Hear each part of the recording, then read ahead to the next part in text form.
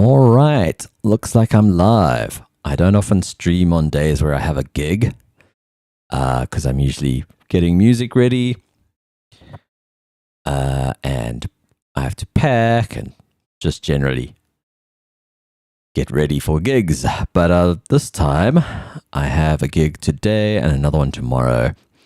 I've played at this venue once before and it went quite well, so I'm still going to look through my music and look at the playlist I played last time, maybe make some tweaks to it. There was a particular track that went down quite well, South African track, sort of a house track. And I will use some of the feedback and vibes I got that time to inform my set for today. It'll be 3 hours. And then tomorrow I play from 12 till 8 p.m. So I DJ with bongos. For those of you guys who haven't seen some of my older streams, I did a couple of streams on this channel where I DJ'd and played bongos. I used to stream on a different channel, on my personal channel. You might sometimes see me replying to comments on it. It's like Django Flaherty, my full name. I used to stream on that profile in 2020 for specifically music, specifically DJ streams. So I had them separate from this channel. I don't know why I did those streams on this channel. I think maybe because at a glance someone would see a bunch of subscribers, but I feel like it's not that great generally to have mixed content types on one platform. But anyway, the reason I decided I should just stream today is because I want to play a couple of tracks of mine this weekend, kind of as a challenge to myself because I'm always playing other people's music. And I make loads of my own, and it's more for myself than anyone else when I make it. So yeah, I've been DJing for so long, I'm used to sort of reading the crowd. And let me turn my mic down, looks a little hot. That might be better. Anyway, so yeah, the plan today is just to mix. I've already done quite a bit, to be honest. I should have gone live earlier, but I've been multitasking and posting on social media and stuff. But yeah, I've basically been trying to revamp this one track with the flute in it. I know some of you guys liked it. There we go, get the stream on my other screen.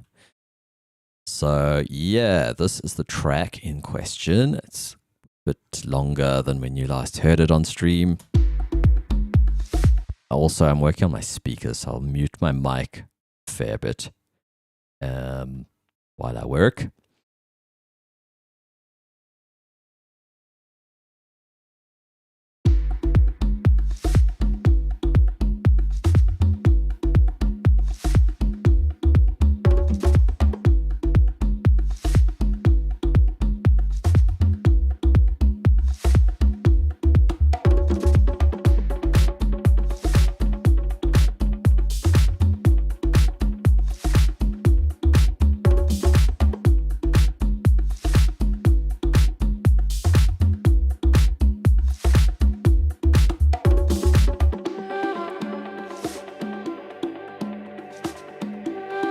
So I just made this breakdown before the stream.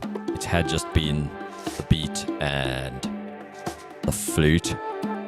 And then I added the pad because it sounded empty. So we still need a fill or two there. Switch to headphones.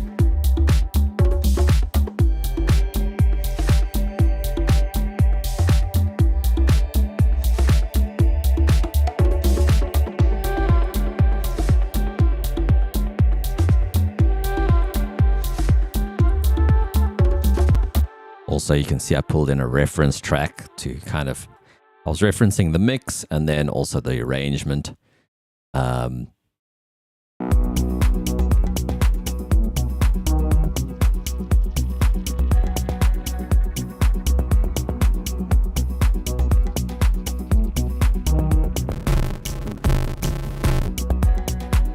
Sorry about that. My laptop brand new power socket is already giving me trouble. So I'm going to take it back to that guy. Who fixed it? I had a feeling that wasn't going to fix it. It's annoying when the customer's right. I really don't want to be right.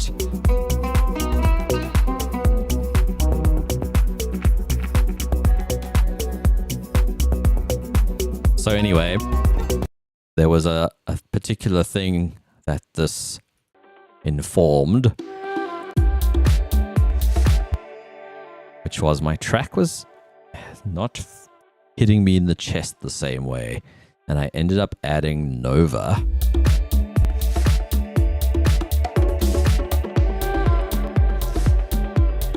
It's a little 60 hertz boost, and then I made it dynamic.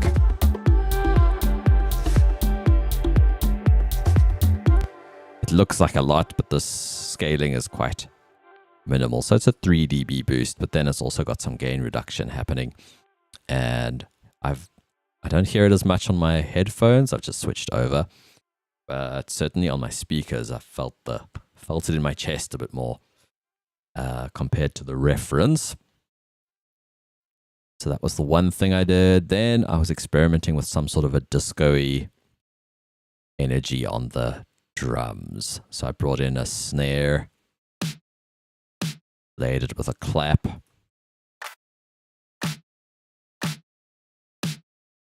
So the clap definitely adds to it. And then I gave it some hats.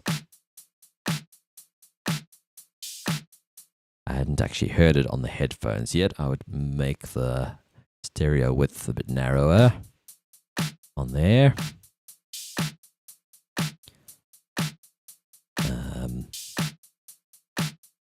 Quite an extreme set of EQs on that hat. I might send it to reverb as well. So I almost always have like a small room reverb on my drums.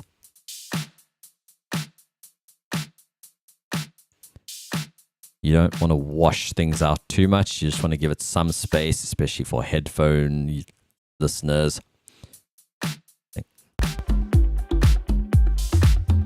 Because if you're playing on speakers, there's always a bit of room anyway. It's easy to overdo.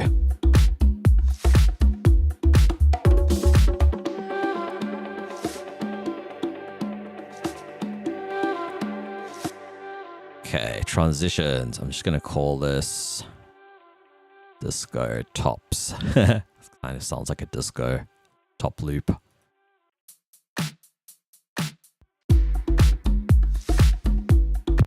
So now we need, it's a bit abrupt. I have to bear in mind I'm giving myself an hour to work on this. Oh yeah, I also slowed the BPM to 120. I tried 118, but I settled on 120. 122 felt a bit fast given the sort of references I was listening to. They kind of started at about 108 and go up to about 120. I don't know if you call it desert tech or organic house.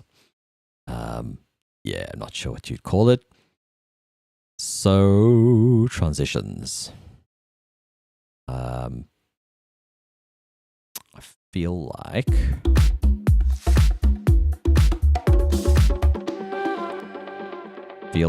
a little synth transition would work well there.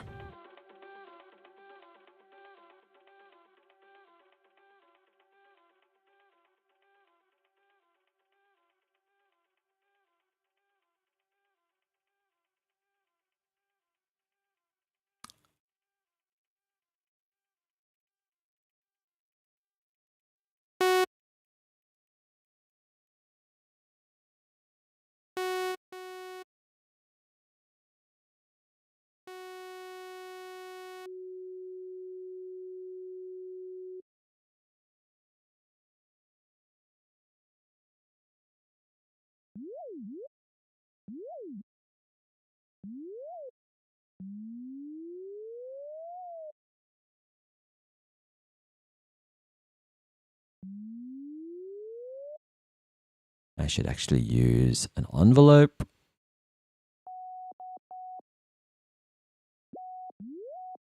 Let's set it to BPM. Say 2 bars. It's a fairly short one I want.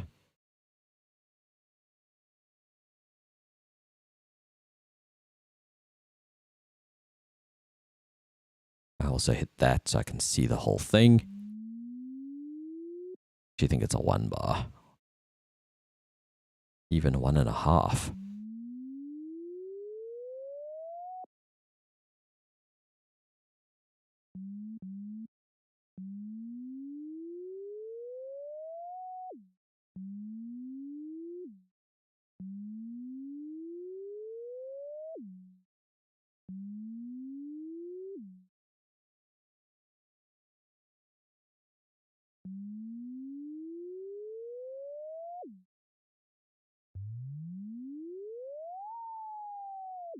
All right, let's make this one a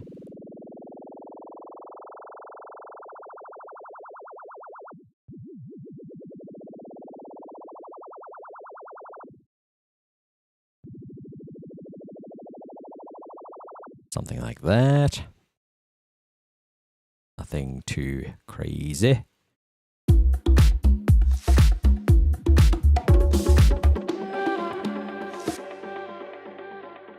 We said 1.5 bars, so let's see.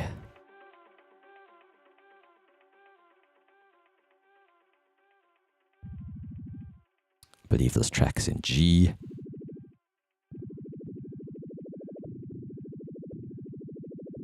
That's about the length.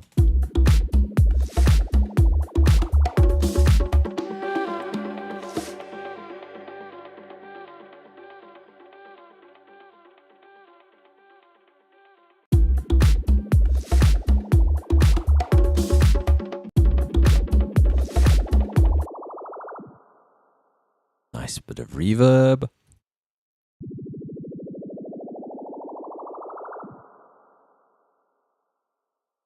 I'd also like some delay. Ping pong. Let's link the speeds.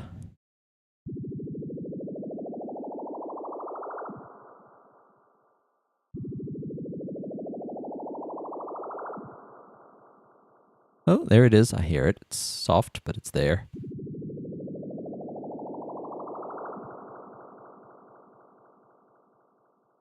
Something like that.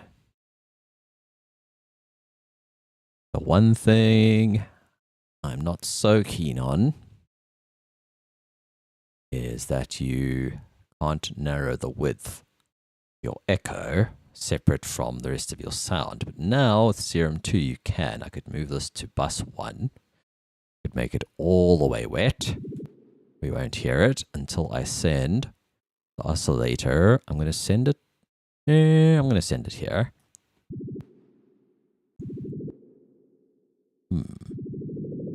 Oh, there we go.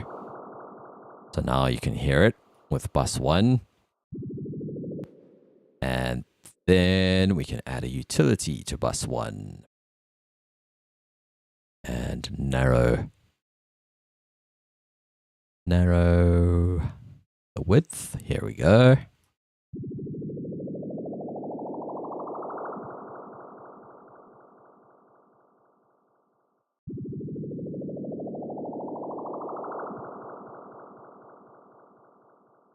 That's pretty cool.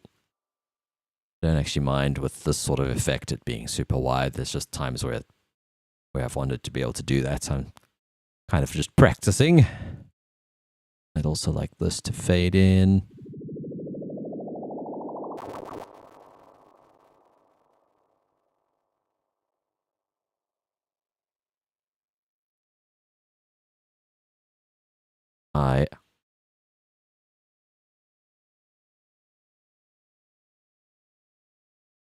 I'm so annoyed by this power socket being wobbly and dodgy still. I spent 1,700 Rand replacing the power socket. Would that be in dollars? Like $70.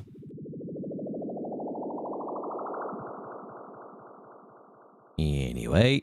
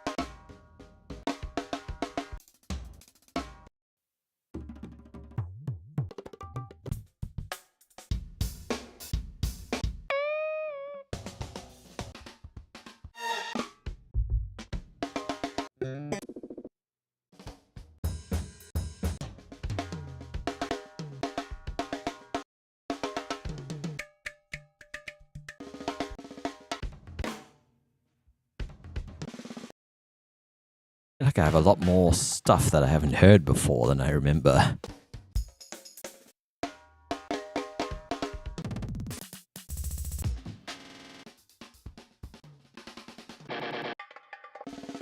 No ways. I've heard this in a few tracks. At least one track. Huh. Sample. Pro Tools. Huh. It's a Pro Tools loop. Damn. I've heard that in a few tracks. That's very funny.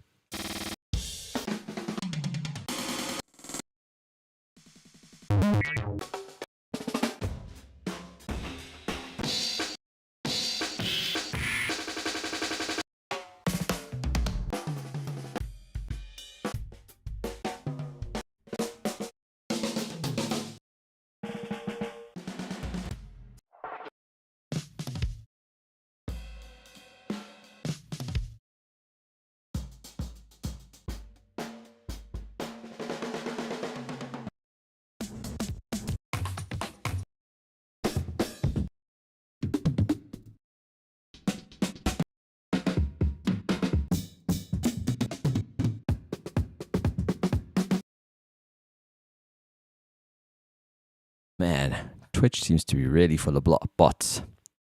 Gotta say. I've blocked it on my end, but I think it sometimes still shows on YouTube.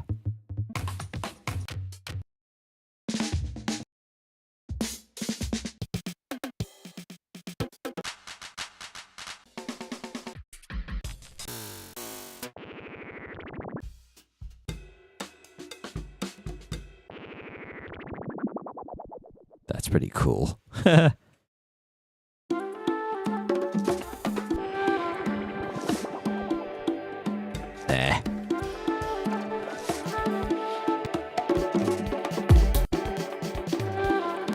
This sounds like the stuff I was looking for. No.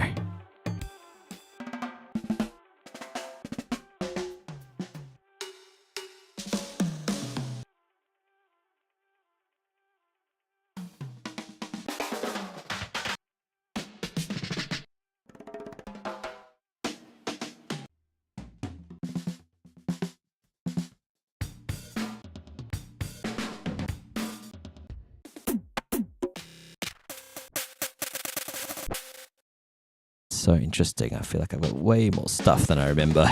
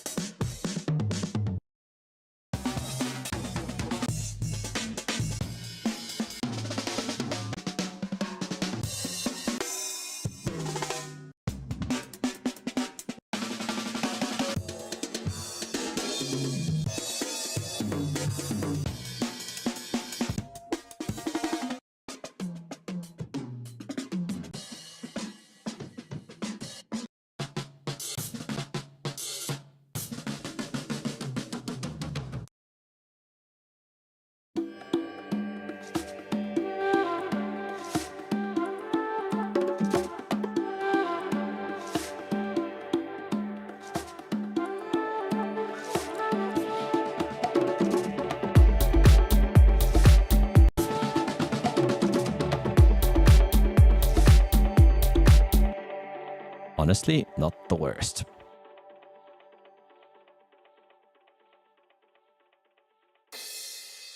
The annoying thing is I heard one the other day, which was exactly what I was looking for this. I just don't remember where I heard it.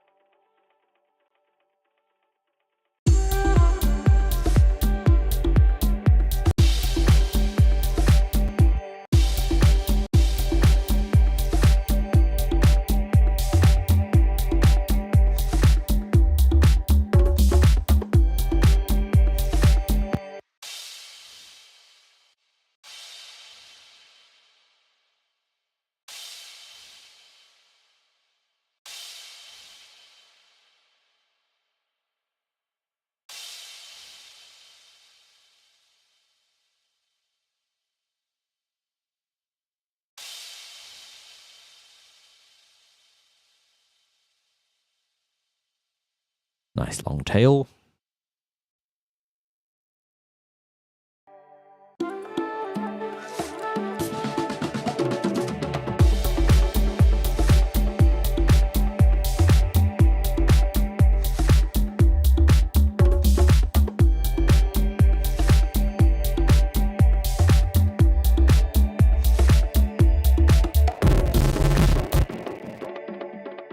This freaking power supply.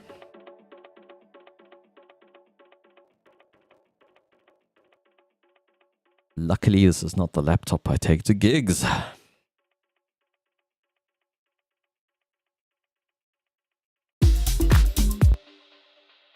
Oh, there is a crash in here somewhere.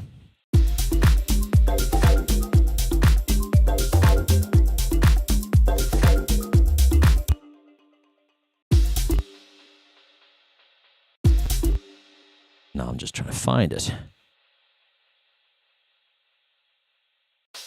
Ah, there we go. It was a drum lab fill. What was this fill, actually? Oh, it's pretty cool.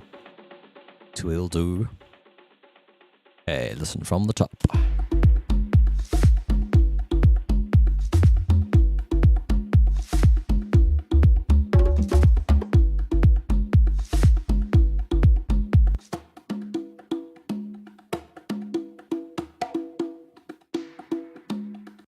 I think this should come in after a while.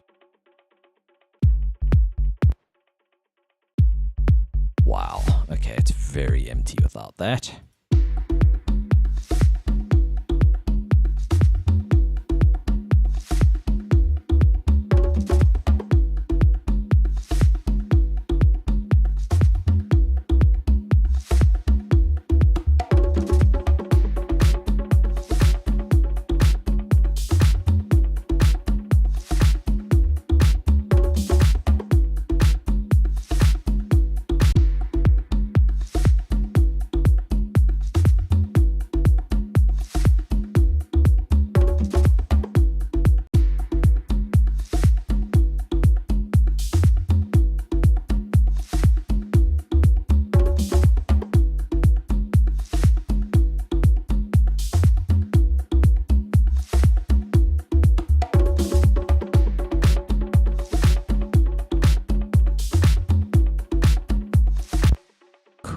Now we can fade this in without it feeling too empty.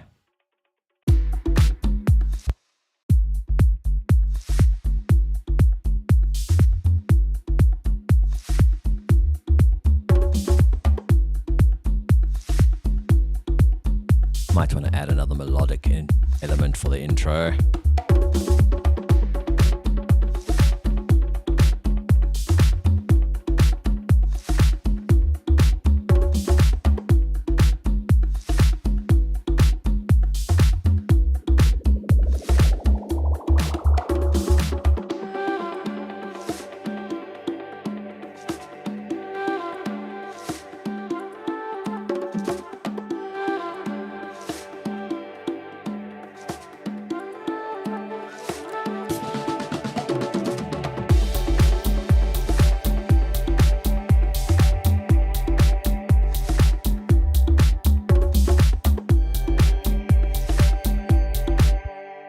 Okay, what if we swap this around?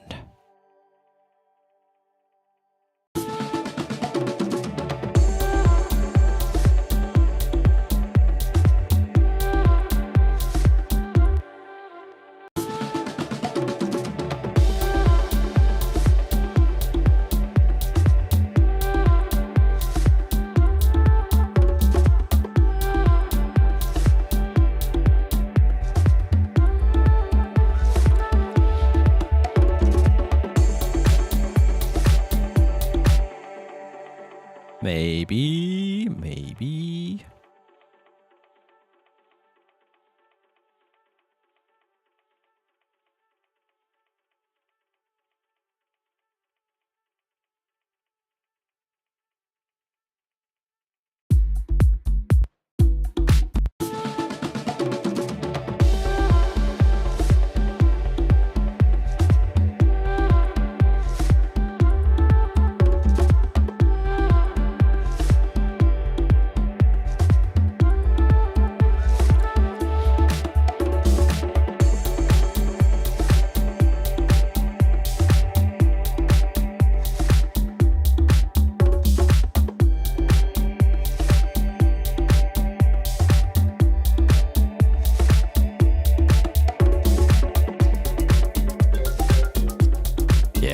Flows better, in my opinion.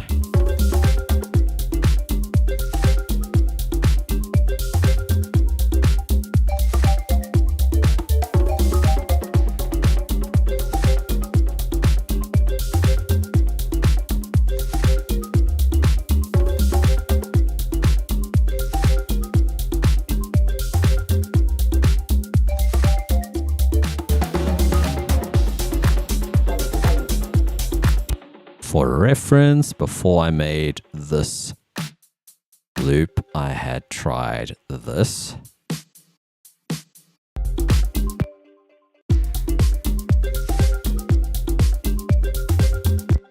Maybe they can combine.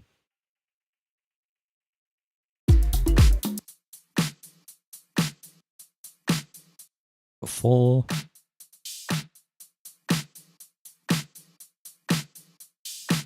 Maybe just the snares. I did reuse this hat is one of these that I used.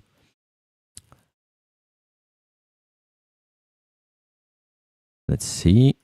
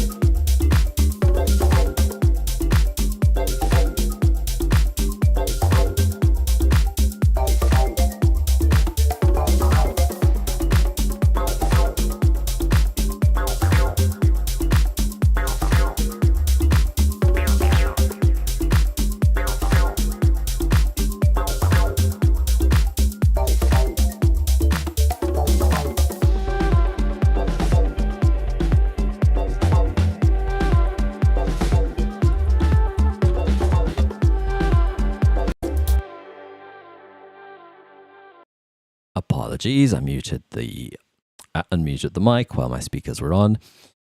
Yeah, I'm going to try muting the marimba when the 303 comes in until the breakdown.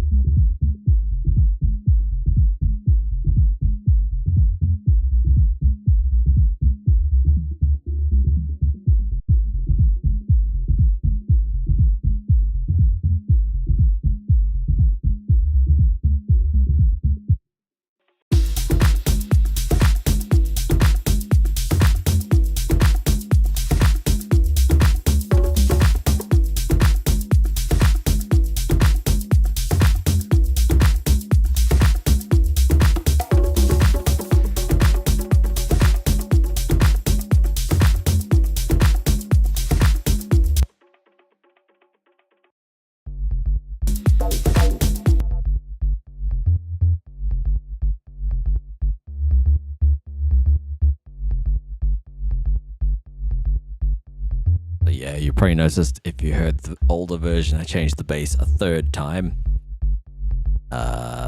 This used to be a saw.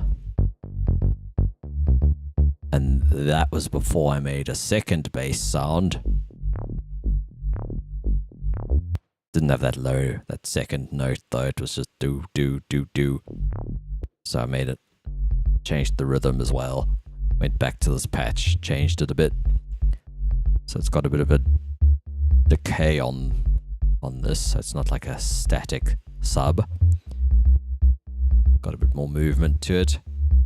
The attack comes from this noise layer. But if the notes were too close together, the re-trigger wouldn't happen properly and you'd get a louder click from that noise. So I had to space my notes a little bit. Usual sub problems.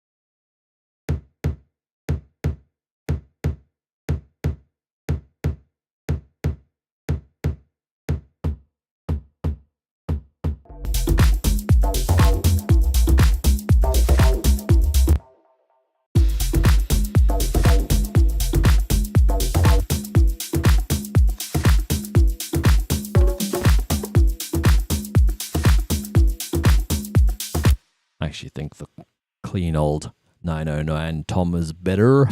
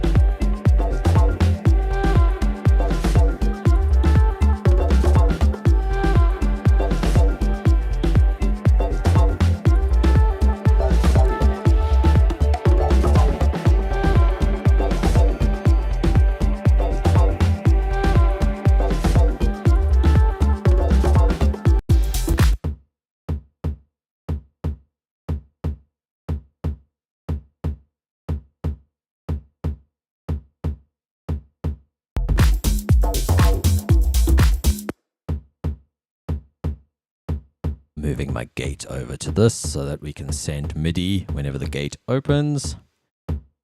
I don't know why the release is so high, but yes, now every time that opens, I'm going to do that on the kick too, just in case I later want to do a kick roll or something. I want the release down. And then what we do with that channel 2 of MIDI is we send it to the bass bus, not the sound. We want channel 2 of the MIDI, and we want it to go to bus 2 of the receiving track. So now bus 2 on the receiving track is this pumper over here, MIDI input, MIDI bus 2. So now whenever the tom hits, it's triggering a ducking effect on the bass. It's giving a bit more room for the tom when it hits, and the same goes for the kick. The kick is sending as well, so I'm going to switch the kick on. You'll see that happening. I think it could be releasing a little quicker.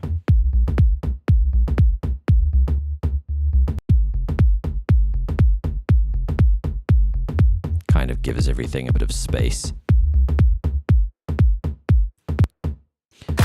If I solo this, it's not ducking everything. There's a band splitter before it, so everything below 200 Hertz is on channels 1 and 2, which is where this pumper is, 1 and 2, and then it rejoins with the mids. The mids and the highs are on 5 and 6. There's our mid output, there's our high output. That's what this does. It splits it into the mids and highs and lows, and then it returns on this joiner. So 1 and 2 is our sub, and 5 and 6 is our mids and highs. Just says mids on here, but you'll see that's the mids and that's the lows. So this pumper, if I turn that off, you'll just hear the low end. It's ducking quite a lot to make room for the kick and the toms. Whereas the highs,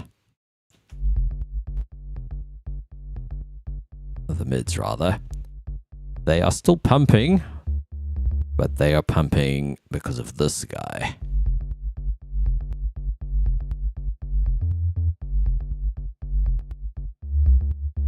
So yeah, a fair bit of ducking going on in that low end.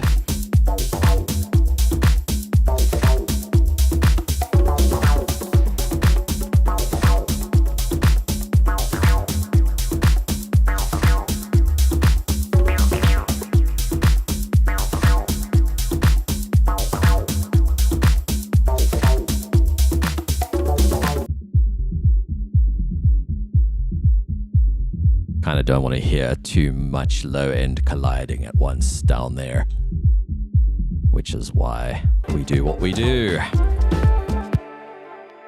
What's up, JP? Hope you're well, dude. How you doing? How's your guitar building progress?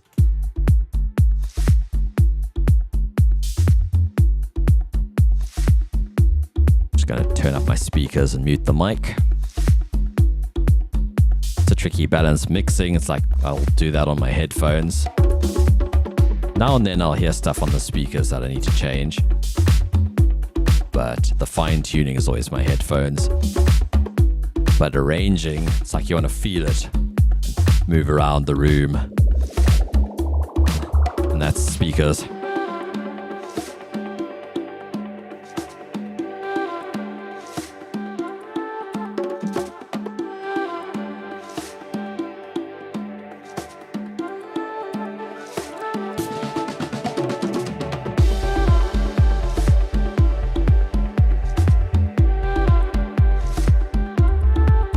Hey, hi Nod was one.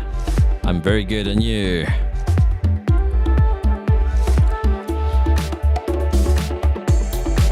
I'm trying to see if I can play these tracks on the weekend. Trying to get them to a playable state. I say these, but I'll play the other two when my alarm goes off. I set myself an hour to flesh this one out.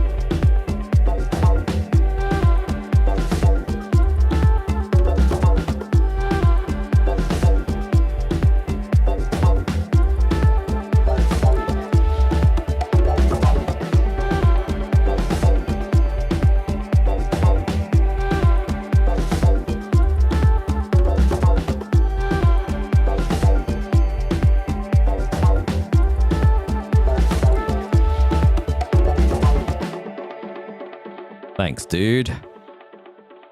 Yeah, I'm digging it slowly. It's had quite a bit of reform this morning. I pulled in a reference and wasn't happy with a lot of things, but we're getting there.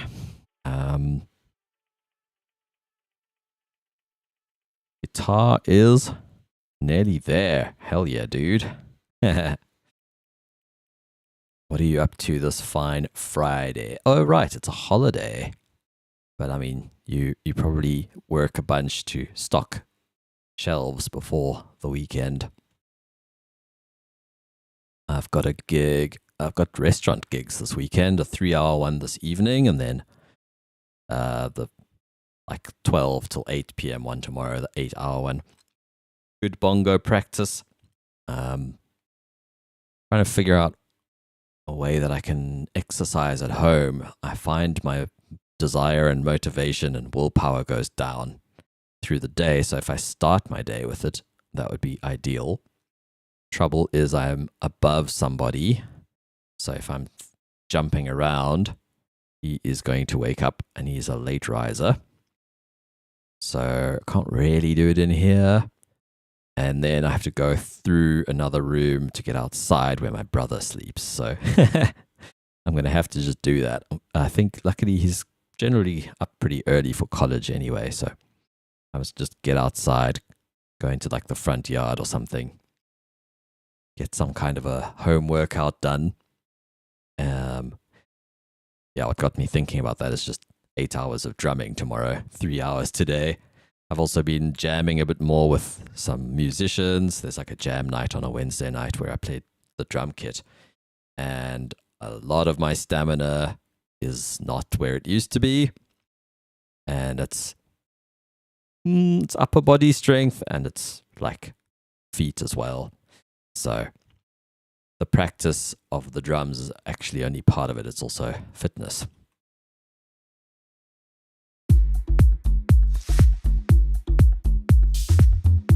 All right. Where are we going from here? How are you doing, Nod was one?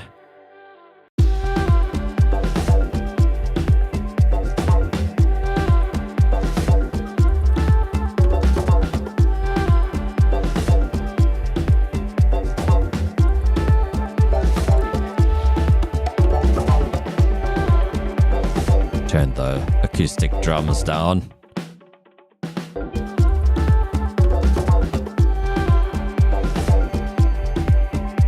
Just want to hear how the fill sounds a bit softer.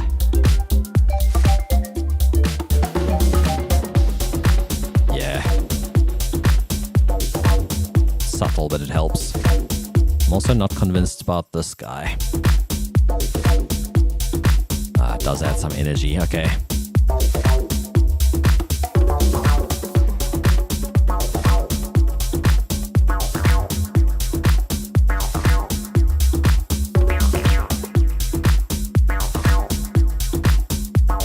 I know. Wait, there's two ideas here. The one is I could have something gentle and arpeggiating in the intro. And then maybe it can alternate with the arp in that other section later. Actually, this is a free plugin that a bunch of people have been talking about on YouTube. Apparently it's a bit like Chromophone by AAS. Pretty sure there's a version of that, a stripped down version inside Ableton Live. It's a physical modeling synth. So you've got these different resonance materials. String, beam, squared, membrane, plate, drumhead, marimba.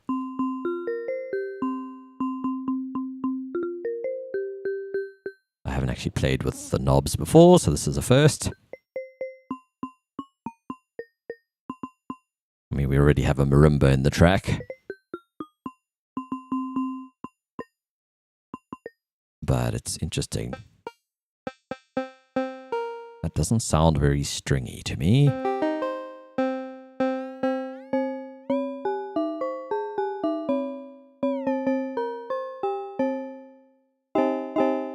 Interesting. Okay, we got 2 resonances. Very interesting.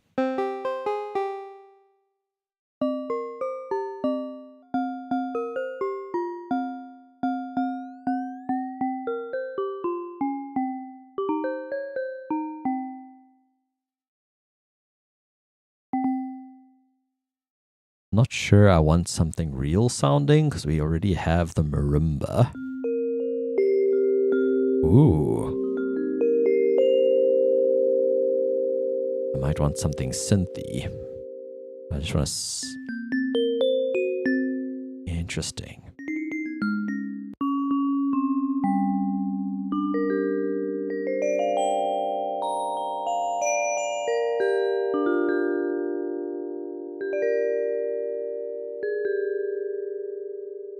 Get my push to pitch bend. Nope, pitch bend ain't working.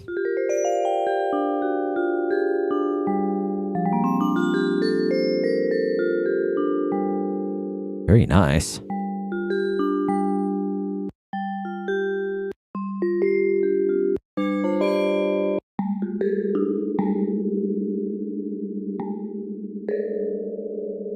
Might be good for making risers.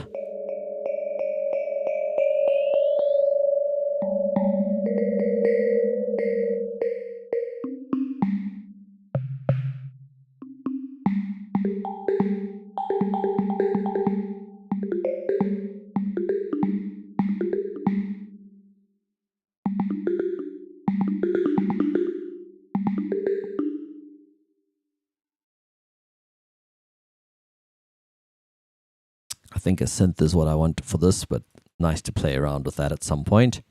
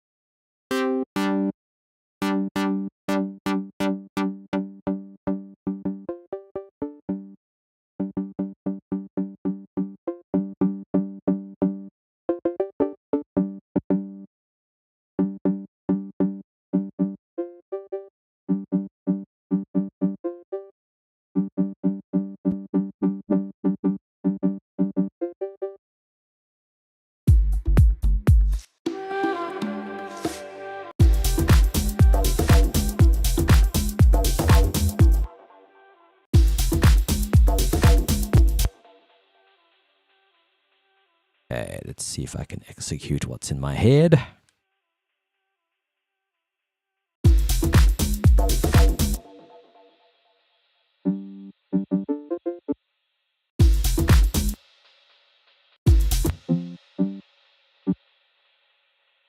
Ah, my hour's up already, damn. Well, wasn't a hard and fast rule. I'm gonna snooze it. 10 minutes. Nice.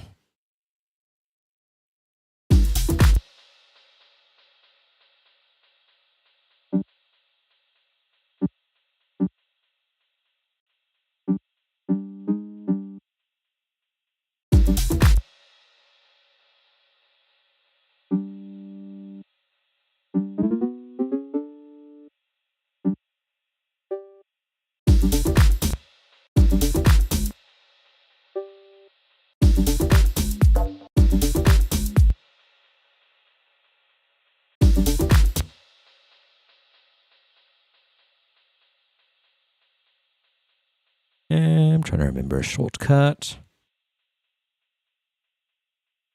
It's Alt right click drag, and then it does selected area, and then I can duplicate selected area of items. But I want this.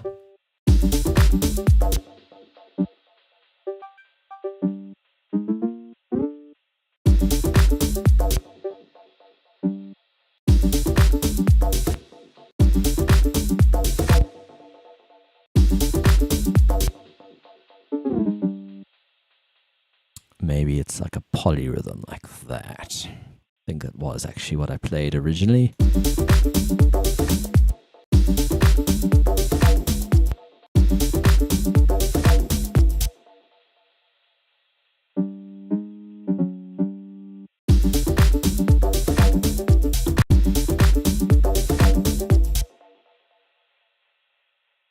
So that could be what plays in the intro.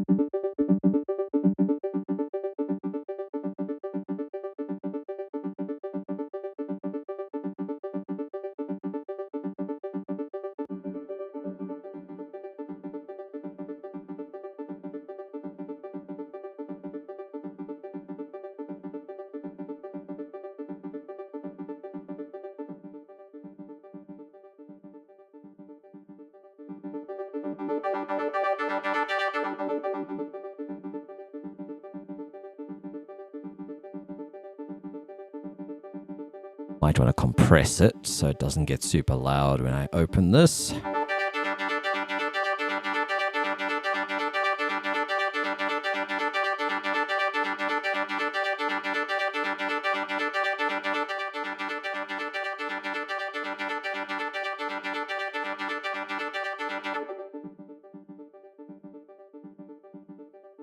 Perfect.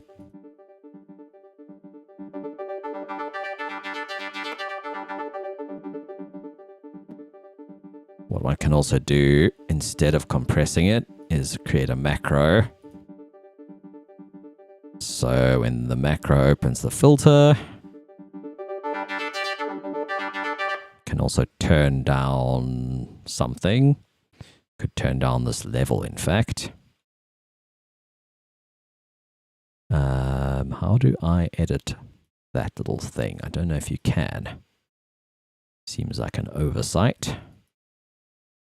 I can do it in the mod matrix though.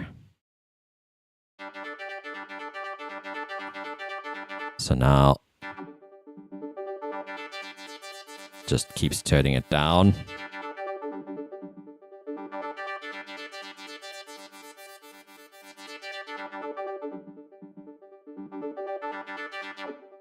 Big difference already. And I'm going to automate that. So parameter, last touched macro 1, show envelope. And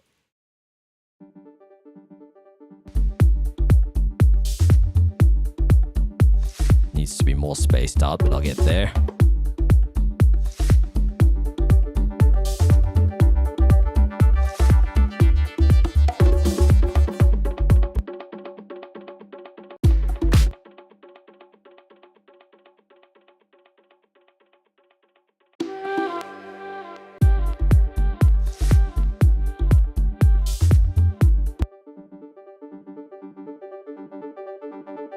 Maybe firstly it gets loud still. You can also change the shape of how it responds. It gets softer a bit sooner. That's already better. And then I was thinking about having a release.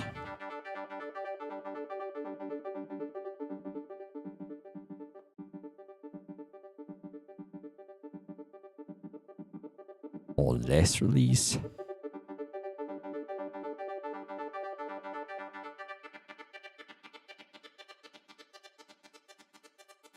Maybe we link another macro. Let's just call this cutoff. Primary function is cutoff, but it's also the gain. And then this one, it's going to be release. Oh, it won't let me until I've mapped it. I don't remember Serum 1 being like that, but anyway, I'll do it whichever way I want to, damn it. I don't think we need much. 320 is already a fair bit of release. So 20%. I'm going to do similar for this. 20%-ish. Cool. So that's going to be called release. I am allowed.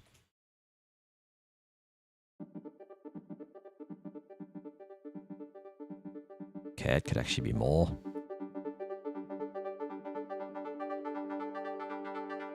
%, sure.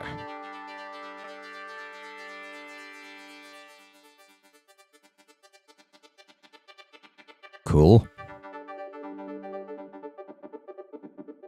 Now, one of the cool things you can do with Serum 2 now is you can modulate a macro, which you couldn't do before. That was something Vital introduced that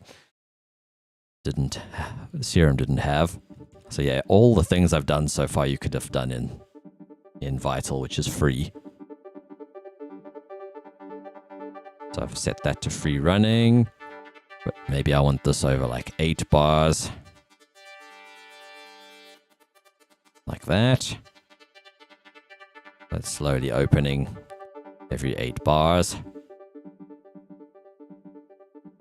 Even do it like that.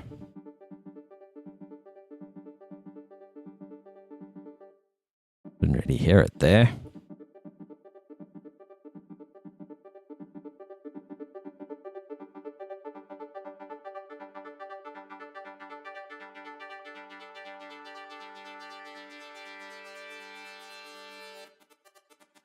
Cool.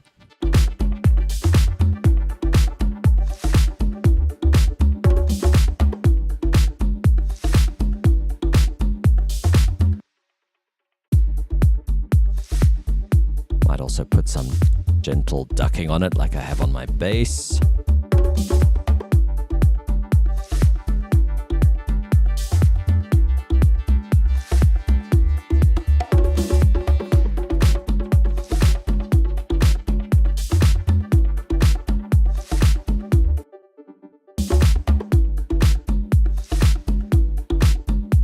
By the way, you can substitute my pumper plugin with a free one called Tel Filter 2.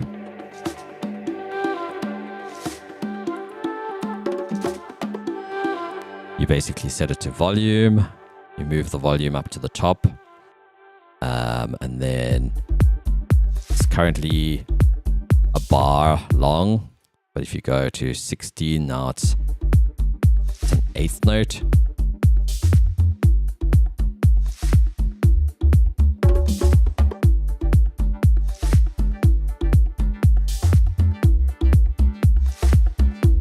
Dial it back with this offset.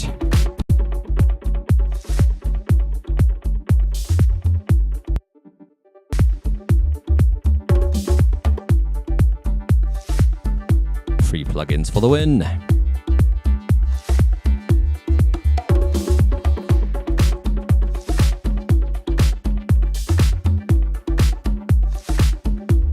Okay, there's my 10-minute alarm. The intro is a bit less boring now.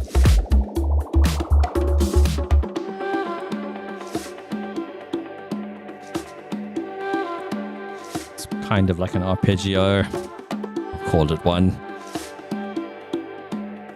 Gave it a random color.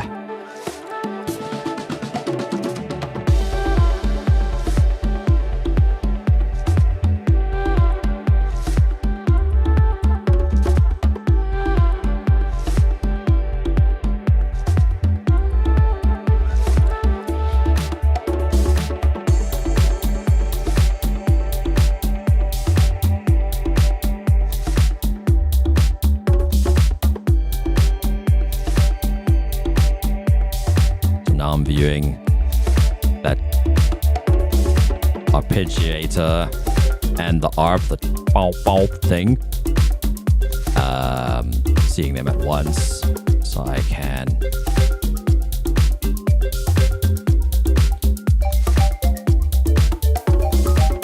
make them call and response, basically.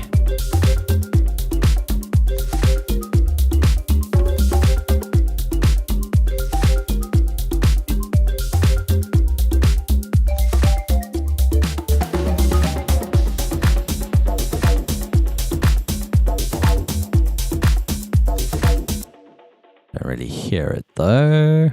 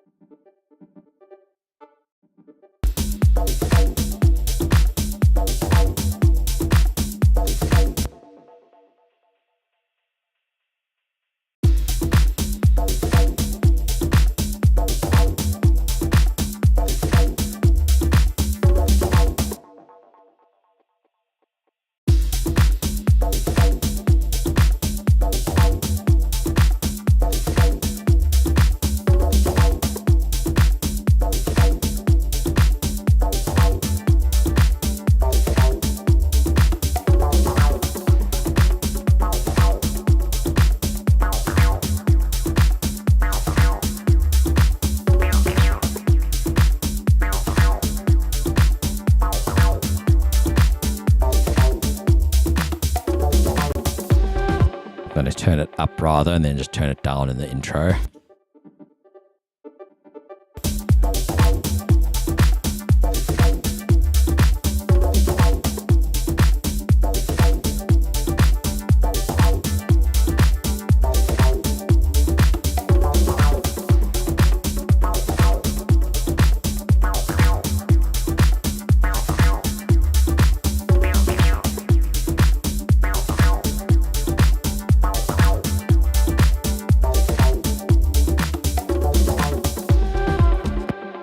By the way, for any Reaper users, you'll notice I have a shortcut to toggle trim volume as opposed to the default V, which is just volume. Because volume is relative to whatever you've set it here, and I find that quite confusing, and it's not really what I want to be automating. I don't really want to be automating the master volume. I want to have things automated relative to the master volume. So that's what this trim volume lane is for, and you can find it here. In Ableton, you would need a utility to do all of these things. Width, pan, actually no, not pan, but certainly width and trim. And there are more niche things you can do with utility, which there are Reaper equivalents for. But for like mixing, it seems ridiculous to have to add them onto every channel in Ableton. One of the things I like about Reaper, I also, as you can see, I use the regions to copy sections around. You literally just highlight something and press Shift R and it creates a region.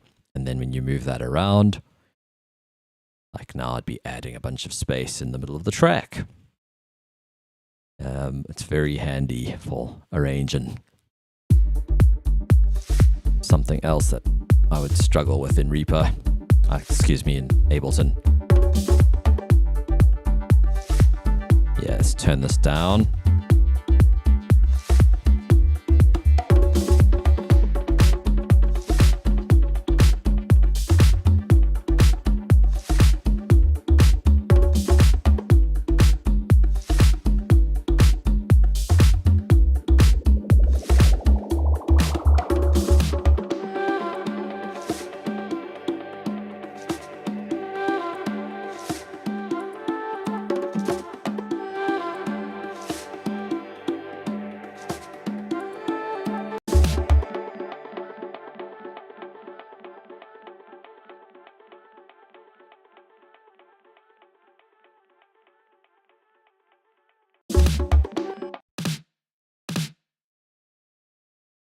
Wrong grid.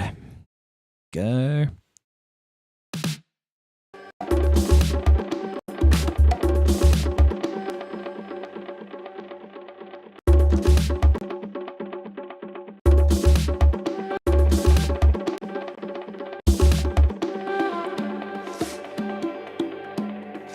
Maybe 5 dB down was a bit much.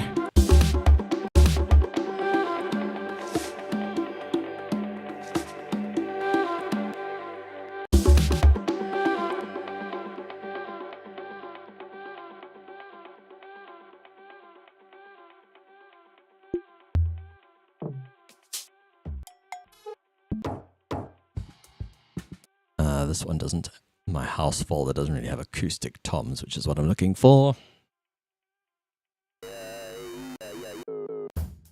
That's really funny.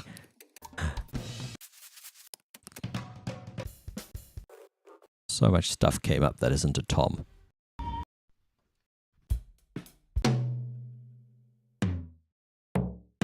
That'll do.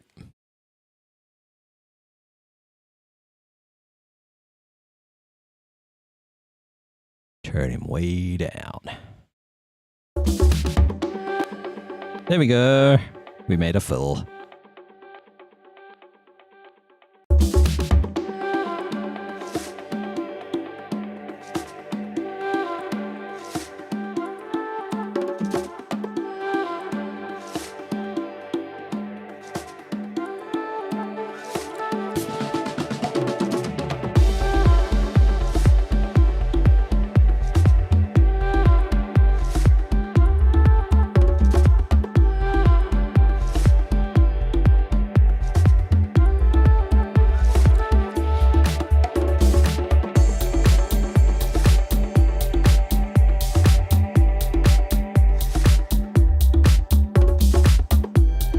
Maybe the arpeggio thing can come back there.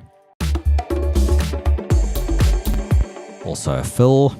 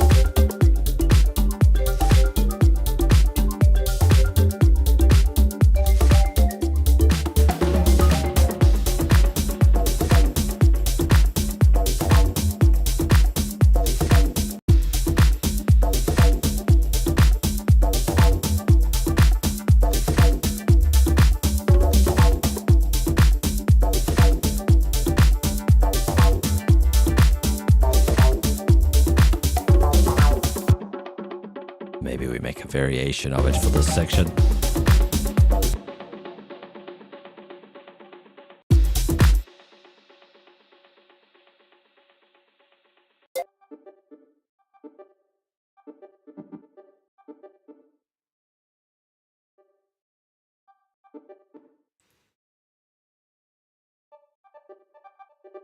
Oh, maybe just an octave up then. Oh, right, but the low note is higher. Right, never mind.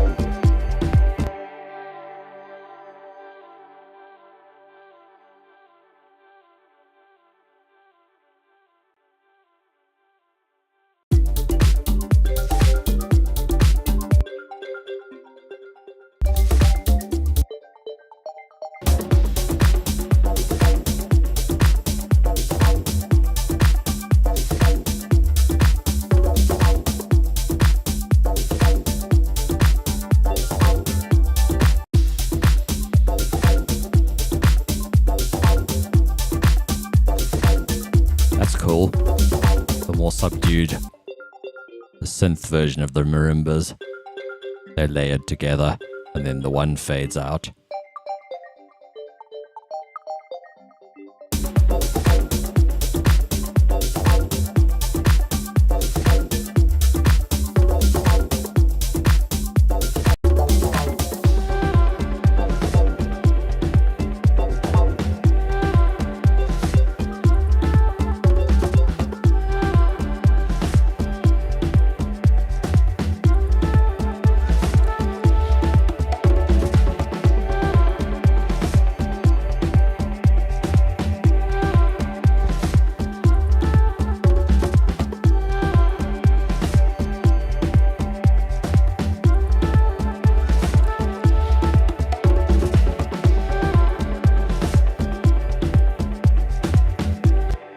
Maybe, what can we bring back in there?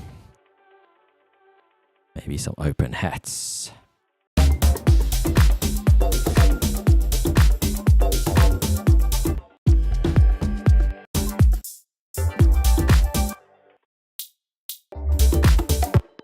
Or closed hats.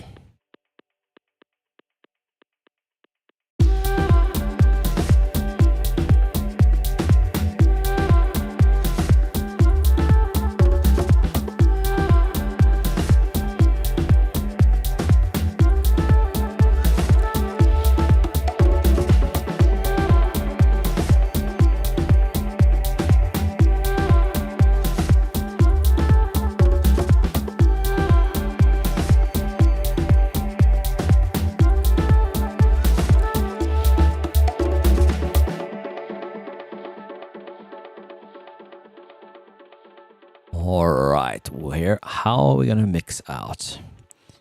I think we can have this section come back. Can also have the riser come back. Bear in mind I want to play it today and I don't have all day to make it. So I'm kind of cutting some corners. I'll probably change a bunch of things next time I work on it. I just want it to be playable today.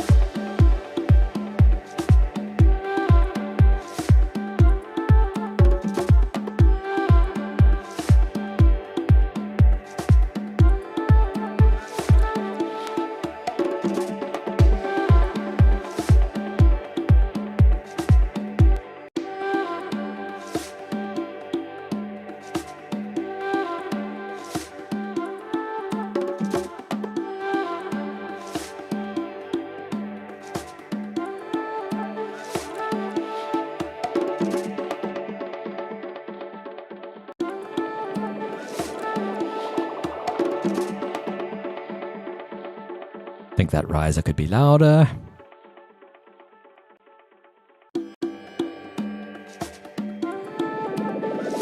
Not that much.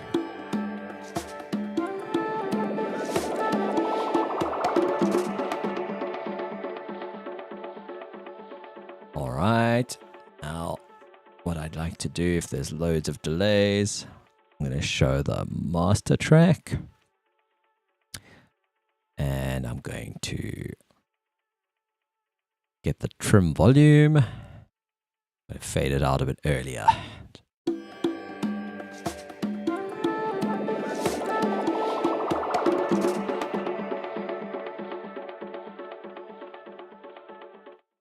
Like that.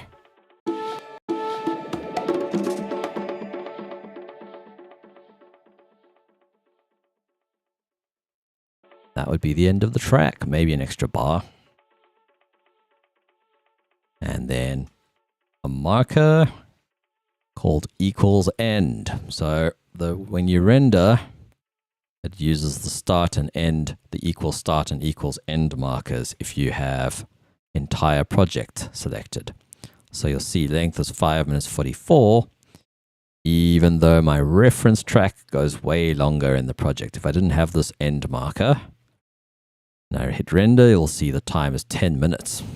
So yeah, the little equals start and equals end hack is something I use all the time. And actually when I press Shift Enter, it goes in Reason. I think I stole that shortcut from Shift Enter goes to the start of the project, but I made it go to the start marker. So for example, now I want to add some space. I need to actually use that highlight, not eraser edit. Insert empty space in selection. So now we've got some silence, and I want the song to start like an 8th note after. So when I render, there's a little bit of silence because some players cut off the first transient, and sometimes even when you render, you might have a glitch or something on that first sort of transient. So I like to give it a little bit of space. You'll notice it on a lot of mastered tracks. In fact, I think the reference track even has a little bit of space at the start here. Yep, look at that. So I wonder how much that is. By golly, it's about an 8th note. So fancy that. Yeah, little trick for finishing stuff. The fade at the end. You can also tailor this fades, because I mean the echoes are already fading.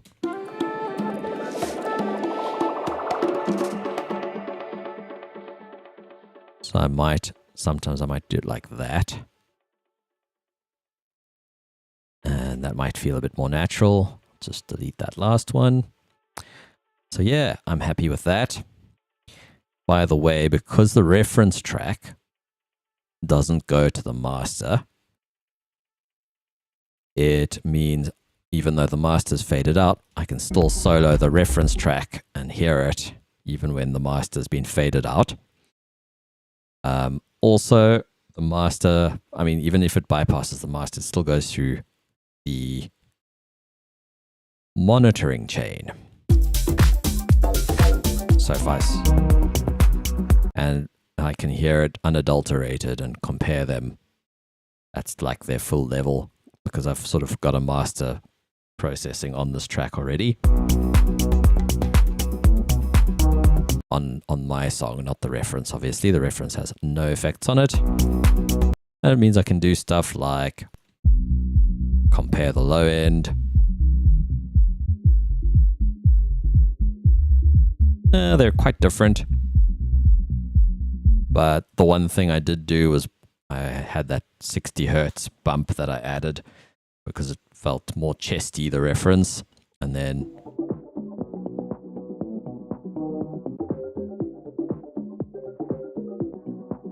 sounds like my track has a bit more low mids. I could do something about that, but I feel like it's playable for today. That range sounds fine. Yeah, my track sounds quite different. I could probably pull in a different reference. That was just the first one I pulled in. I could bring a few references in and just compare them. I also like to compare things in span.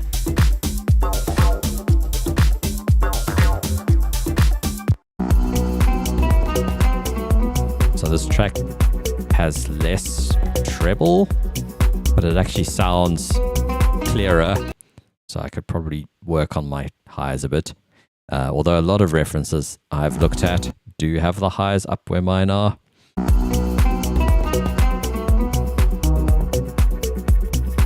But yeah, the low end on this track is so good.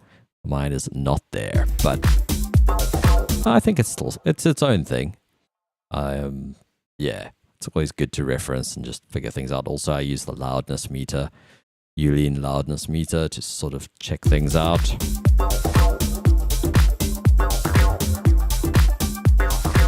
Not a very loud track at the moment. Curious what the reference will do at that section. Similar. Bang on.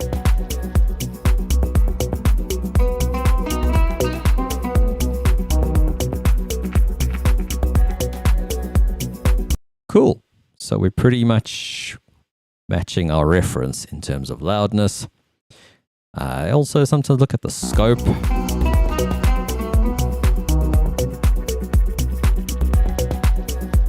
They've got quite a nice solid kick drum in that waveform.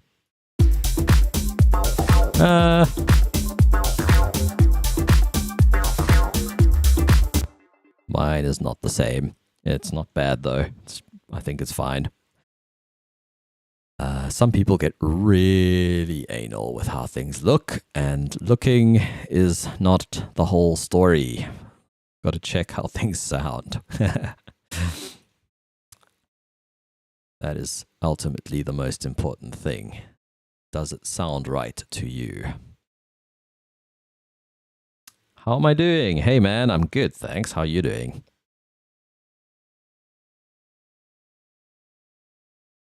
Just sort of wrapping up a track. Well, for today. I'm going to play it today. There's things I still want to do to this. I'd like to have different risers. I've just reused one in 3 places. I'd like to... Yeah, there's a few other little things. The bass isn't quite perfect in my opinion. I don't know what I'll do with it yet. I'd like more fills, different... Yeah, just make the transitions more interesting and different. Probably the biggest thing. Maybe the breakdown could be longer, actually. But yeah, I just wanted to get it to somewhat of a playable state, challenge myself to play my tracks when I have gigs more often. Like if I get booked to specifically play my own stuff, it's happened once or twice, then that's cool, and then I do play my own stuff. But most of the time when I have a gig, it doesn't even enter my head to play my own stuff. But yeah, this is a respectable length now, 5 minutes 44 for this sort of style of track. I'm going to give it one more playthrough, and then I'm going to open up 2 other projects that I'm interested in playing. And maybe I'll do the same. I might pull in a reference track and just clean them up a bit.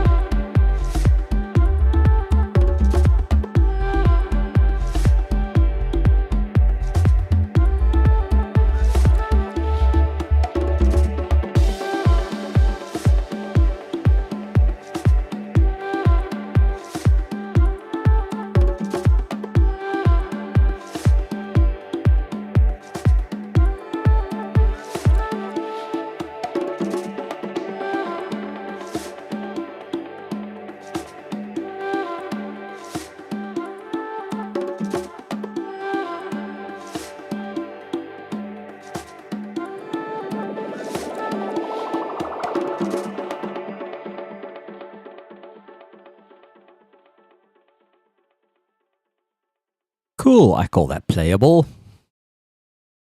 Not perfect. I've made some notes. I've made little edits here and there. But yeah, I want to be able to play it today. And I've got two others I want to try and sort out.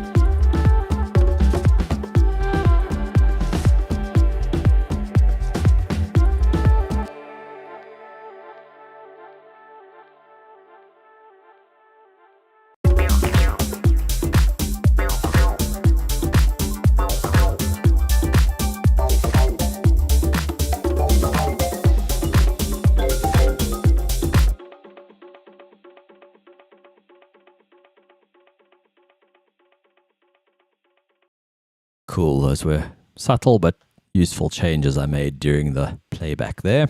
I'm going to open another track. Doop doop doo. This is a track I recreated. It's a track I originally made, I reckon, in about 2004 or something, in a program called Techno EJ4. EJ was this company that made loop-based software, very beginner-centric, like almost kids software for making music. And I got into it when I was about 12, and I made quite a few bits of rubbish, but there were one or two that were kind of cool. And this track, a few of us quite liked. So it brought some excitement that I wasn't really expecting when I when I played it to a couple of family members and they remembered the track.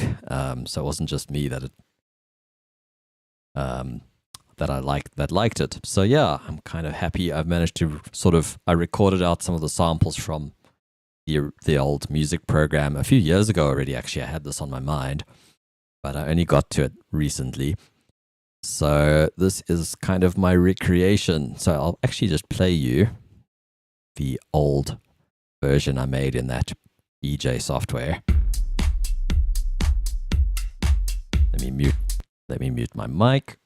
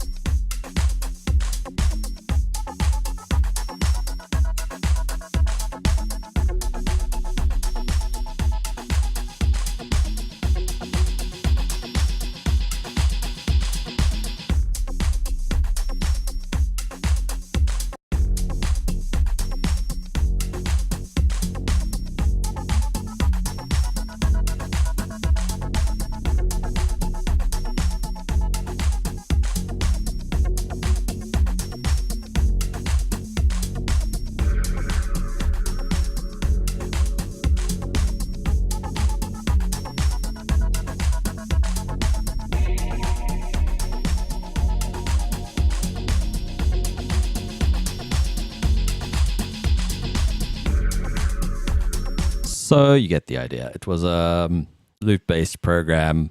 I didn't really know what I was doing. The intro is way too long. The arrangement was odd. One thing you can notice, because I recreated some of the sounds, and then I used some of the original sounds, and then I also recreated some or made my own interpretation. So like when the bass comes in,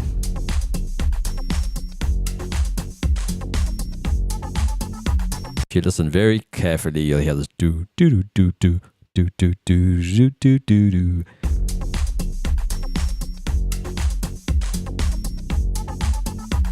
Do do do do do do. There's like a little thing going on there which I made into its own section in this track. So yeah, let's hear the new version.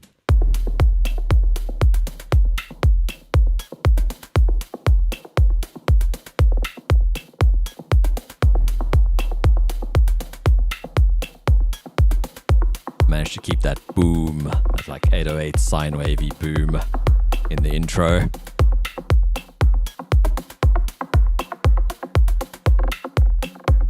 Recreated the pluck, the doop doop doop pluck thing, so I could modulate it more.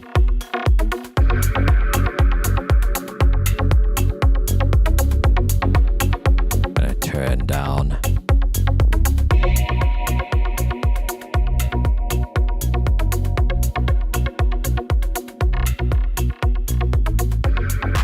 Also, the bass line changes with the rest of the progression now. I don't think I had that option with the samples. I remade my own bass.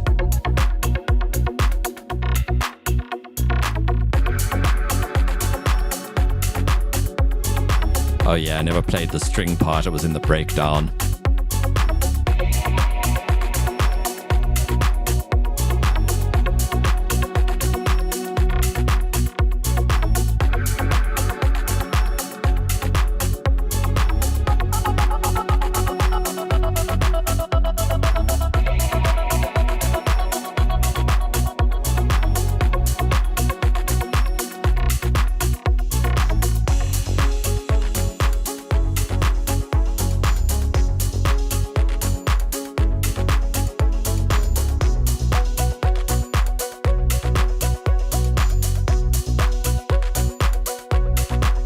So yeah, this section was inspired by that soft little sine wavy thing that came in with the bass in the original.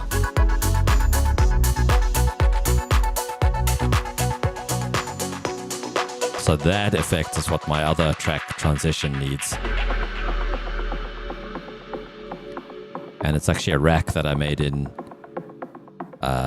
Snap Heap. Literally that one little bit of automation is doing the high pass and the echoes and things. Kind of like my own Endless Smile. It's a paid plugin that you can use to get a similar effect.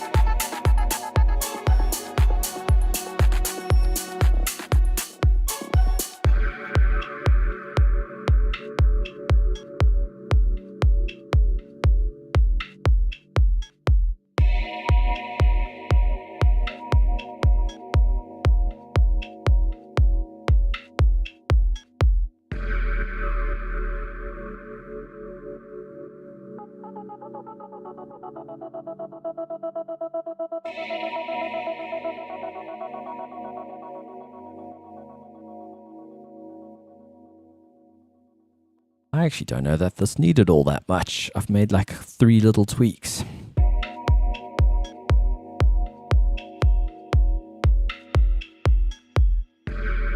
Yeah, that was essential, just to have that little reverb on those. So yeah, this was part of a bigger loop that you can hear in the original, in the intro. And it's funny how such subtle things make a difference. Like my mother immediately recognized the track. And it's so soft in there. But as soon as she heard this, and I suppose that pluck coming in, she immediately knew what track it was.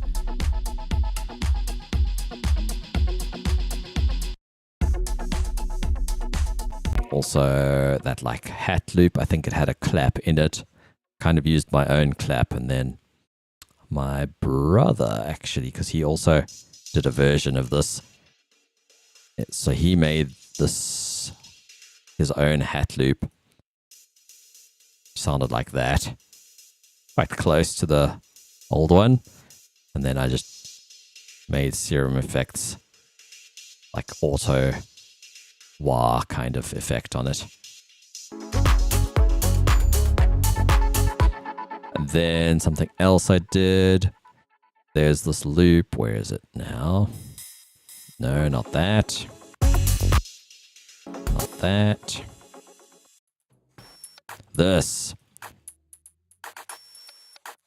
In the original, I actually turned that high-pitched sound way down. You'll actually hear.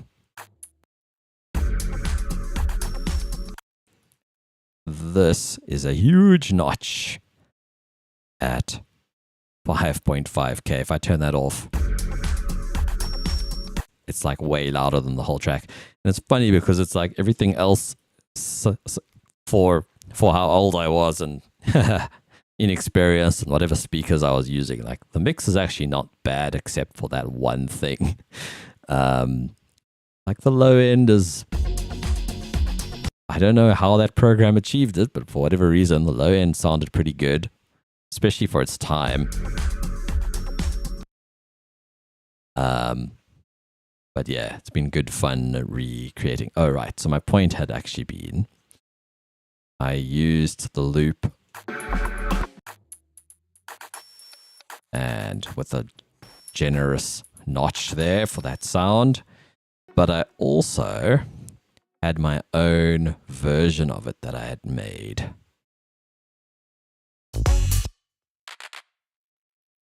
And I used a cowbell, a triangle.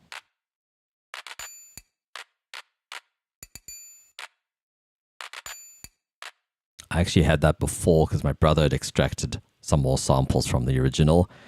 And so before I got them from him, I didn't realize he'd done that. And I just was recreating certain things that I didn't have. So yeah, I interchanged between them. So there's the loop, but I layered it with my own clap. And then sometimes I swapped to my triangle. This triangle, I put some lo-fi on it to give it some grit. That's dry. There's actually no high pass on it. I feel like it could use a high pass. Maybe post that because there's a lot of extra harmonics created by the lo-fi plugin, adding noise and grit. So yeah, kind of keeping the spirit of a lot of the elements in the original, even if they're soft in the mix. And yeah, I don't know. I think it came out pretty good. I layered that string sound was quite digital sounding. Let's turn off my effects.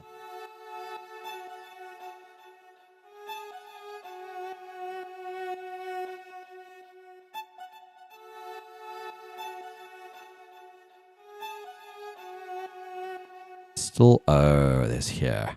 I had a feeling this wasn't my strings. Where is this going? Bypass effects. Where is this going?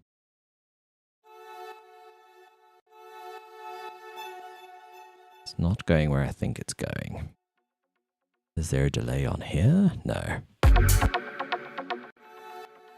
There is a delay though.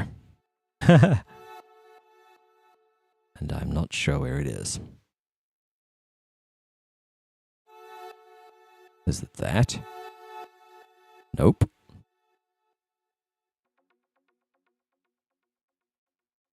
That's a little mysterious.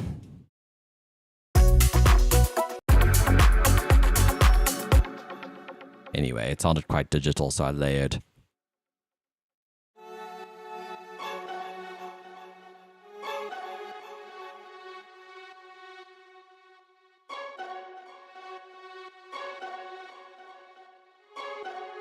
Layered those on top.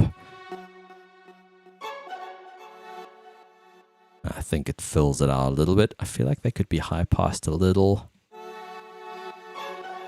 more.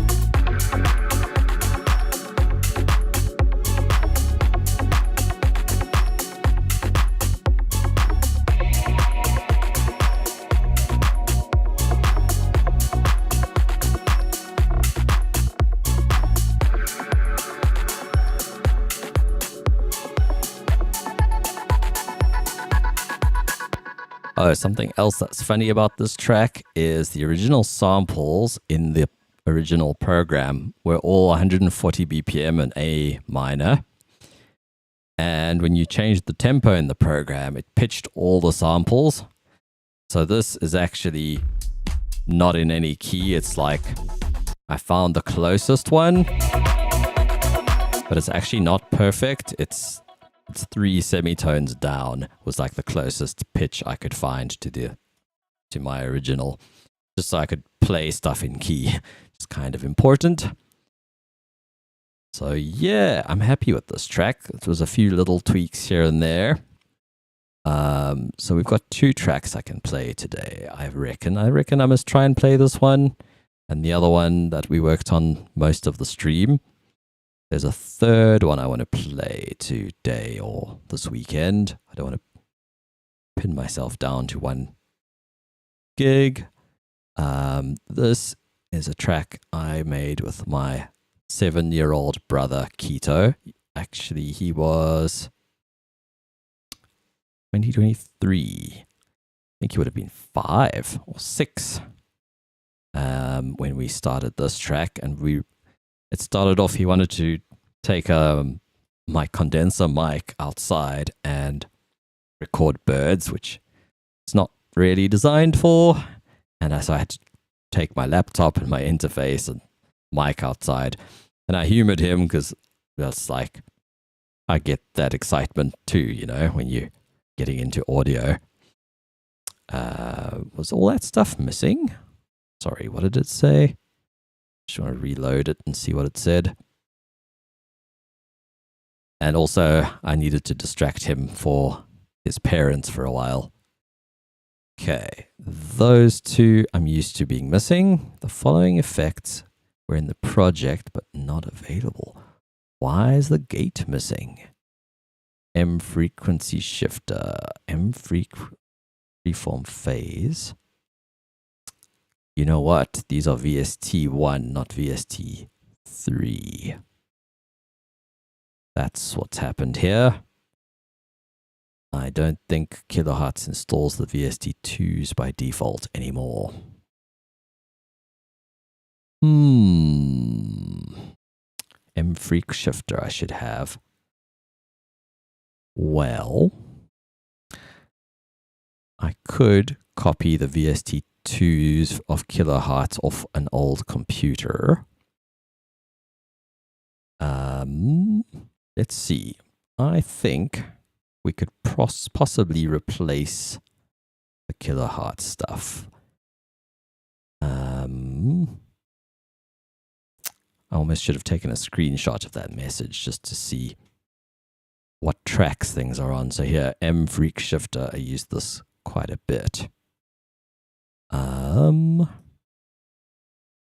mFreq Shifter is missing. And kilohertz gate. So what I think I can do, I think I can swap out. That's a lot of effects, man. Damn. I think I can move, because the automation for a frequency shifter, it's like the middle point is 0. So whether or not they scale differently, I don't know.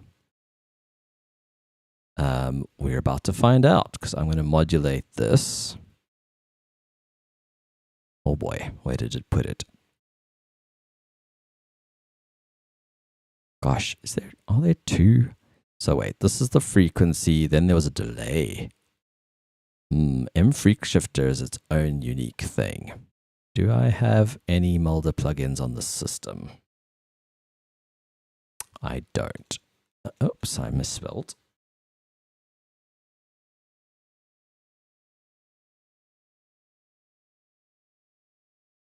No. Okay, so maybe I just install the Mulder plugins. Maybe it'll still give me the VST2. Maybe the kilohertz stuff will as well.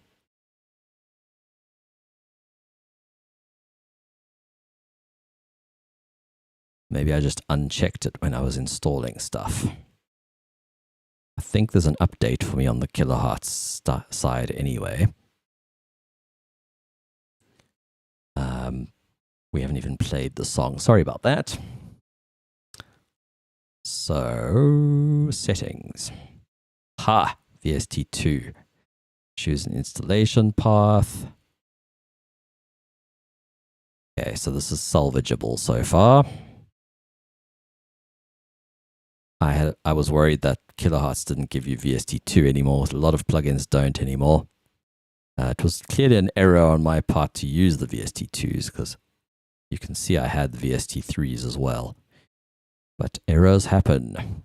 VST3, VST2, apply. Yes. Ooh. Could not remove. You know what? I should close this project. Make an empty project. Save nothing. Okay.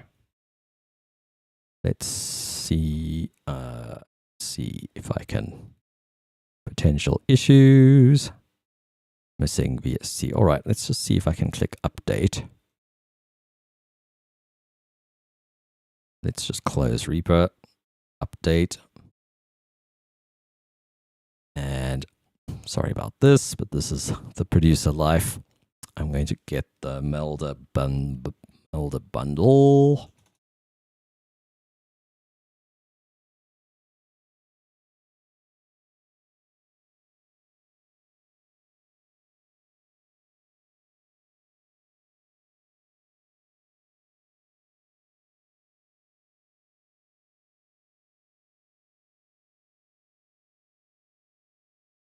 Here we go. Free bundle.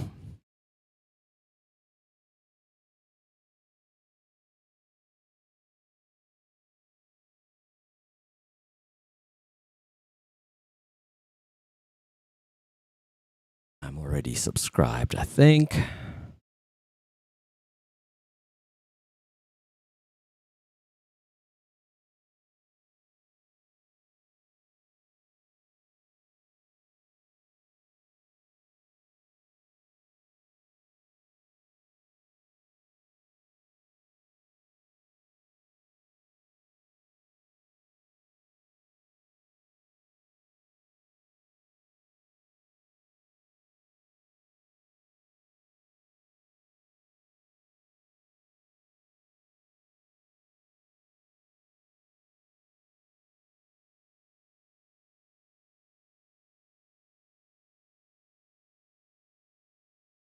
What the hell?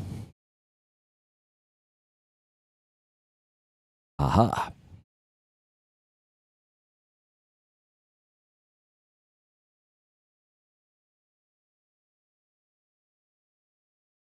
Whoa, this is very different from what it used to look like.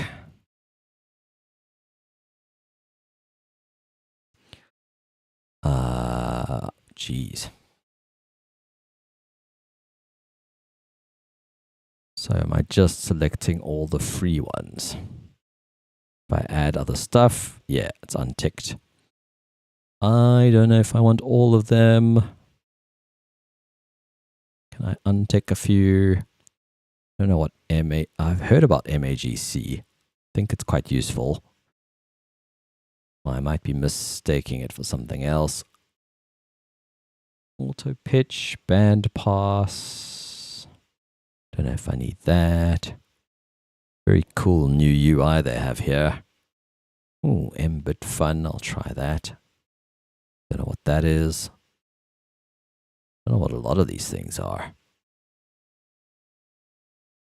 Ooh, a free reverb? Neat.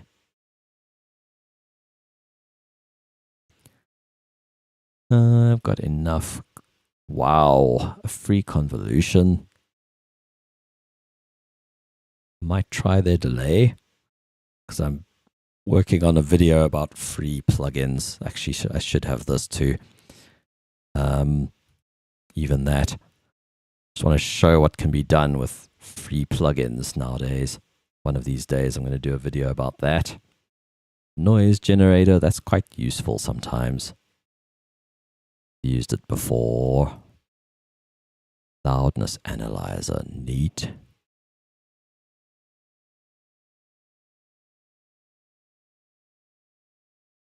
I think I might have used the notepad once or twice. The oscilloscope's cool. Phasor ratio. I don't remember what that is. Spectral pan, that sounds fun. Yeah, there's a lot more stuff here than when I last installed this, so let's go.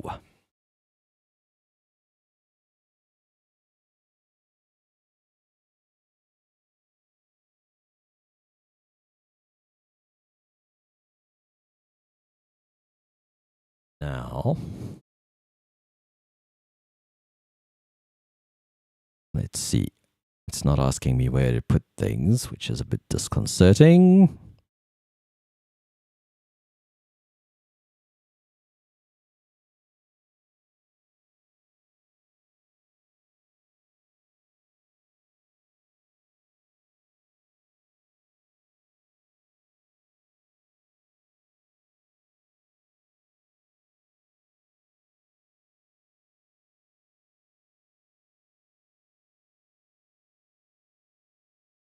Quite fancy, quite fancy.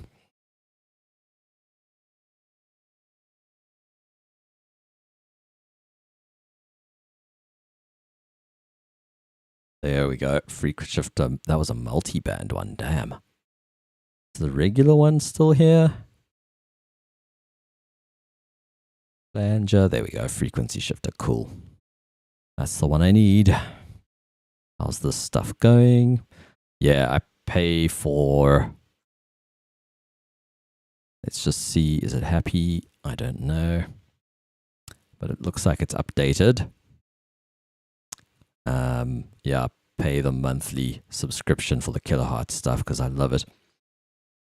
Snap Heap is amazing. I use it a lot. And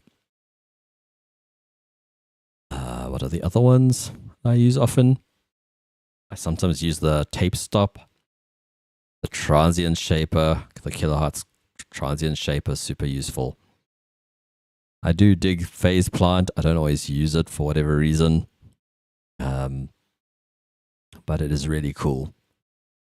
And yeah, I probably get the most out of Snap Heap and Multipass because Multipass, even for kicks, sometimes I'll end up processing stuff. The disperser on one band, like distortion on another band. Convolution, actually, I use that. I don't really... Like Reaper has its own convolution, but I feel more comfortable in the kilohertz one.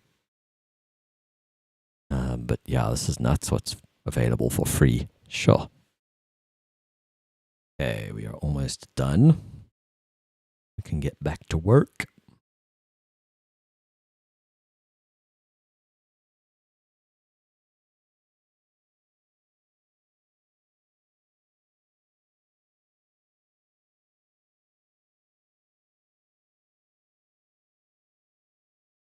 Hell yeah.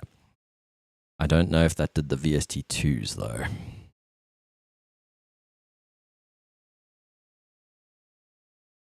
And this is not happy to close today. Is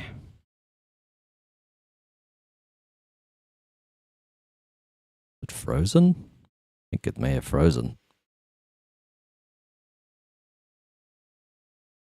Oh, there we go.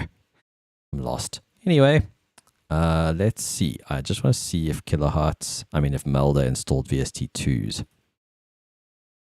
It's odd that it didn't ask me. Hell yeah. That's very encouraging.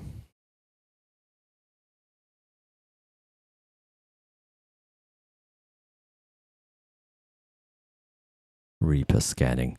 Yeah, sorry about this. I've switched computers recently because my one laptop gives me one set of issues. This one gives me other issues. This one, the power socket is dodgy and sometimes it goes onto battery.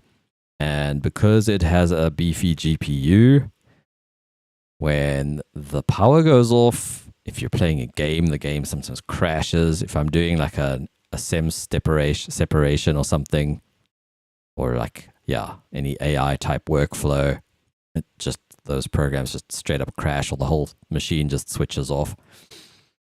If I'm streaming, it just means sometimes the video freezes on the stream.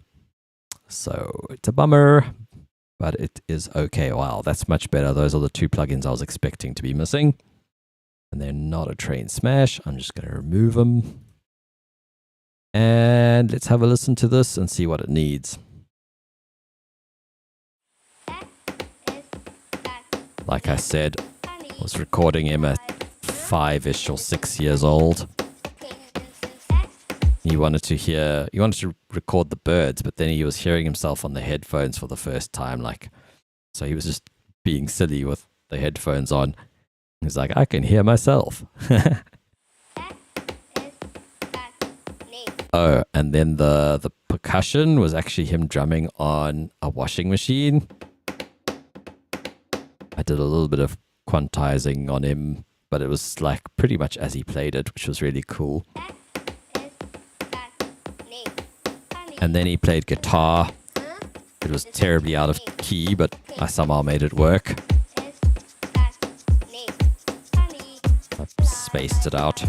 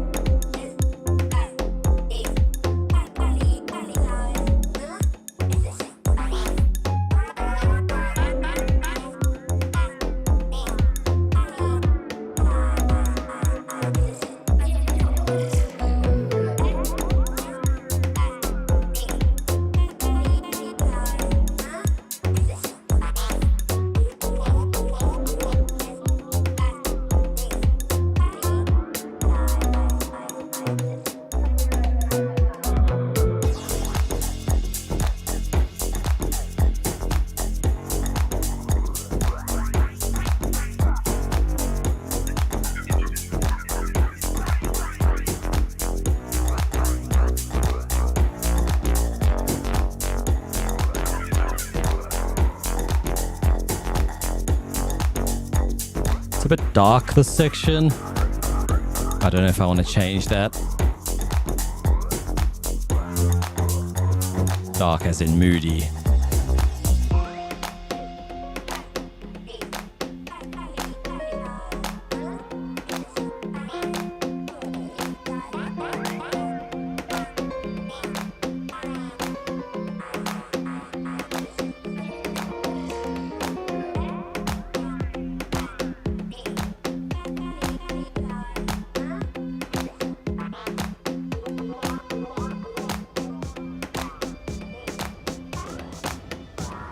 That weird out of key violin is some random voice note I recorded somewhere. Just added atmosphere.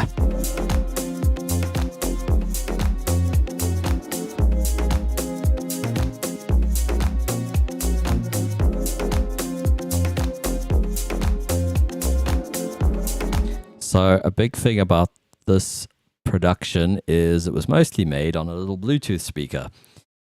And bearing that in mind, the mix is okay, but there are, especially on the low end, some things I want to tweak. It seems to me this bass is way too subby.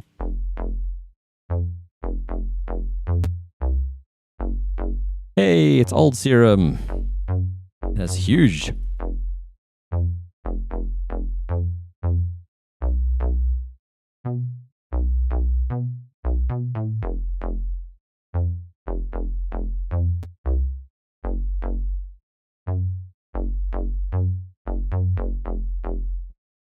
All right, so is that the low end? Yes.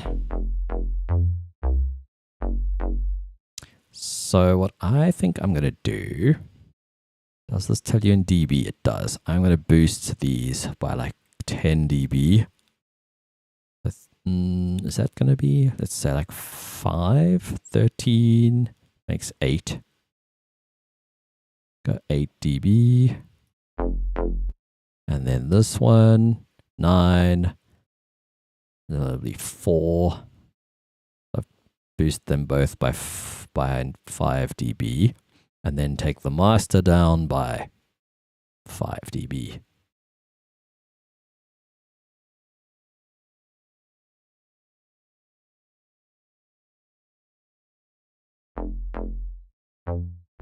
That's better.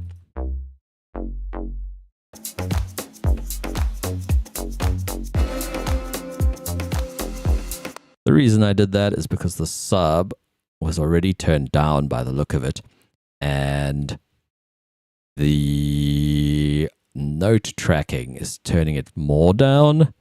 So my concern was if I turn this further down, the note tracking isn't going to be reliable for making the high notes softer than the low notes.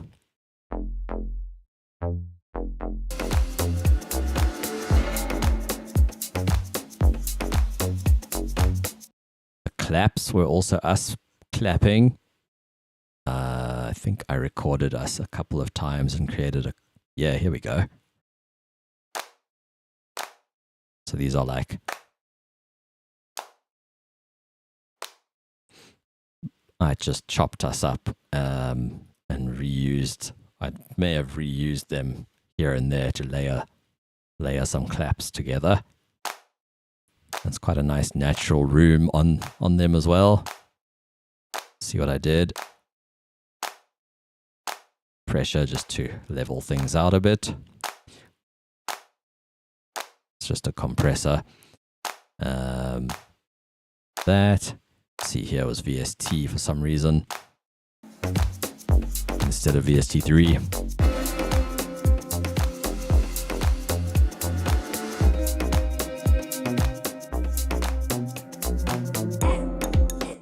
And yeah, I forget what I did to the guitar, but I think I stretched it with the one of the reverb algorithms, the stretch algorithms.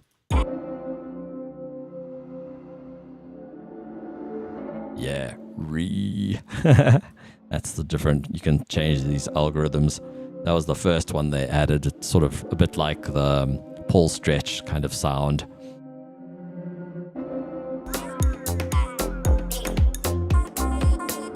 I did add some more reverb just to give it more stereo width because I think it was a mono recording.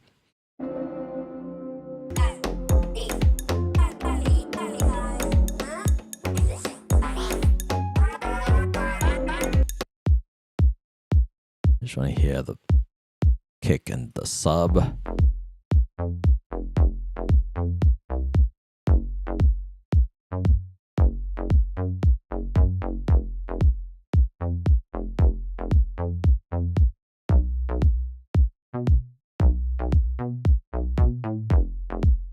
I think it's okay.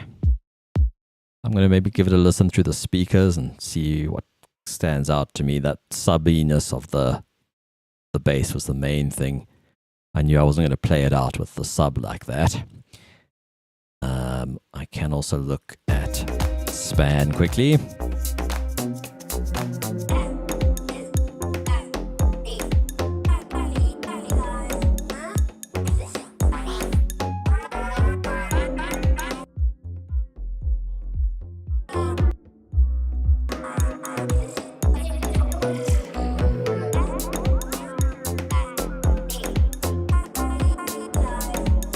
By the way, I have a span on this low frequency inspection preset.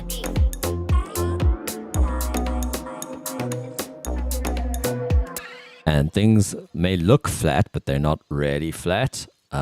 It's using the curve, I think, that Pink Noise has. So if you're into Pink Noise mixing, this is kind of a similar thing. It's visual, but I feel like I should show some of the effects I put on his voice. So one of them is,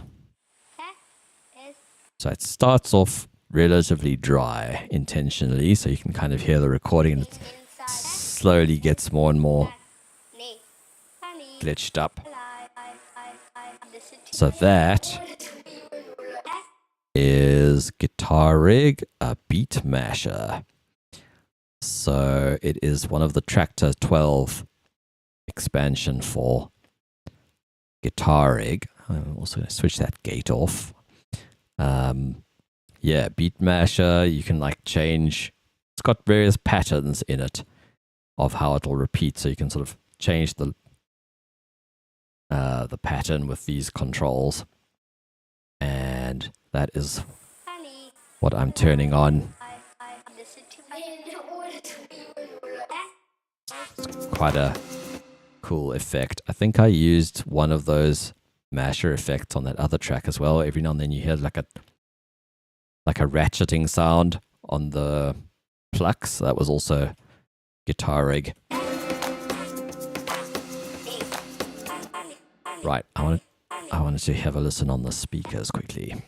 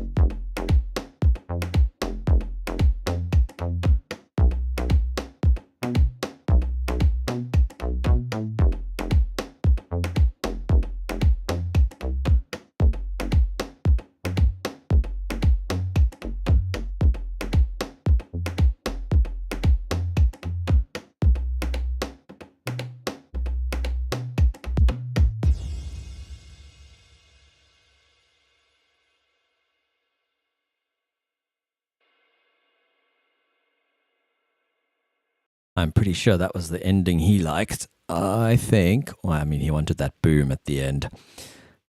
Yeah. Co-produced by a young one. This was started in 2023. And yeah, we worked on it some more this last December when I went up to see my family. What I'm going to do is have this little fill sooner.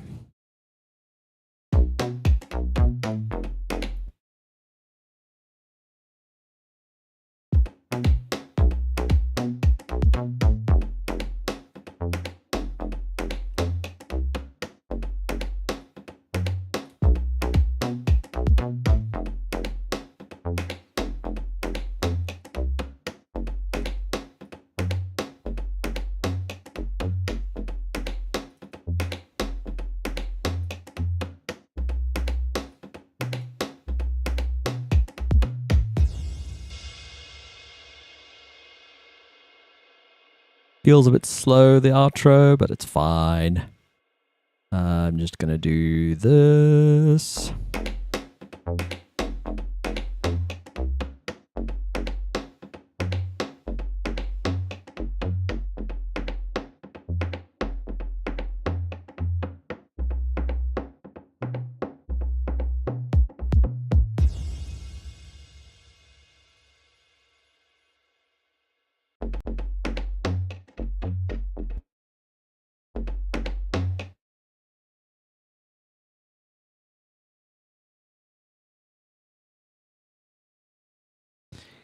Oh, I thought I'd installed Freak Echo or the other one, Supermassive, but it's fine. I'll use a ROM. ROM, I think, will do what I wanted to do. Just as like a dissolving kind of effect.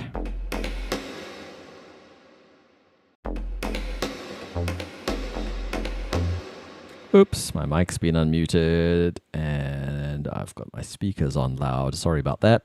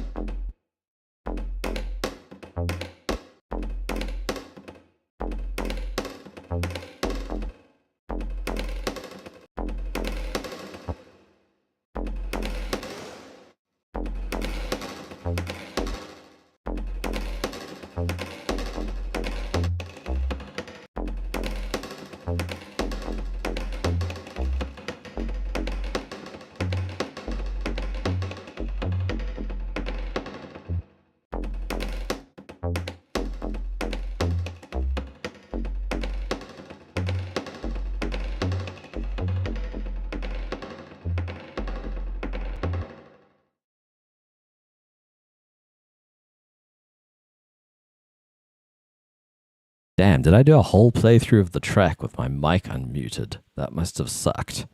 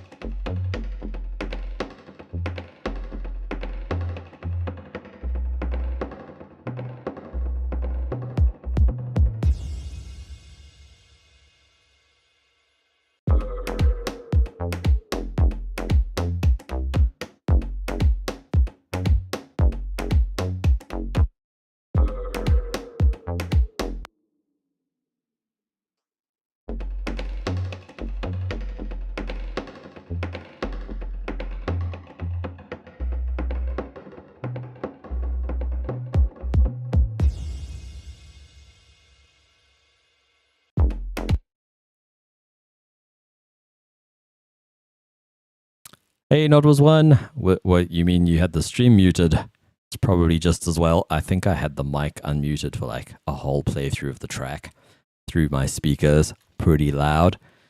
I'm going to do one more playthrough. I think this might be ready to play out. So I've now got 3 tracks. I'm going to export them later off stream. But I hope this has been somewhat informative and interesting to hear nearly finished tracks of mine instead of me starting stuff. And yeah, thank you guys for tuning in. I think I'm going to head off after this because I need to also prep other music for my sets this weekend and have a walk, have a shower. Okay, the sound was good. Thanks. I'm glad to hear. Yeah, I'm gonna do. I think I can do. Yeah, may as well do one more playthrough. See if anything sticks out. Maybe I'll do it on my headphones this time. More analytical on there. I think this little tink tink perk. Where was it? I think that should go down. Oh, did he play the bongos as well?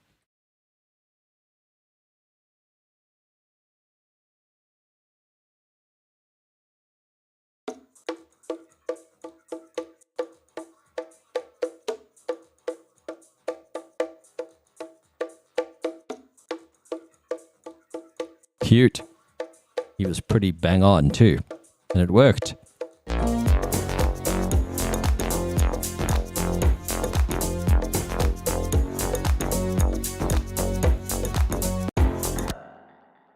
Okay, there was a cupboard door as well.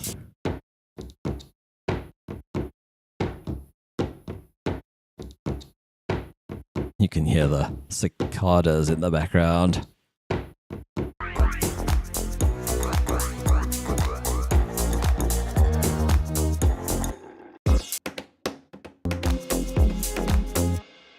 So yeah, that was this little track. Lots of interesting sounds from the little one. I think he even played the shaker. Yeah, that's why it's like a 1-bar loop. I just found it worked. Sometimes he played stuff without the track playing, so I would just put it in time. Like he just did it kind of by memory of the speed of the track. I think the washing machine percussion was like that too. But yeah, last playthrough.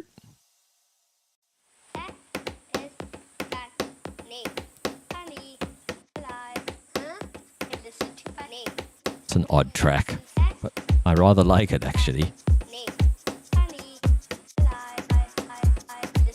Doesn't take itself too seriously.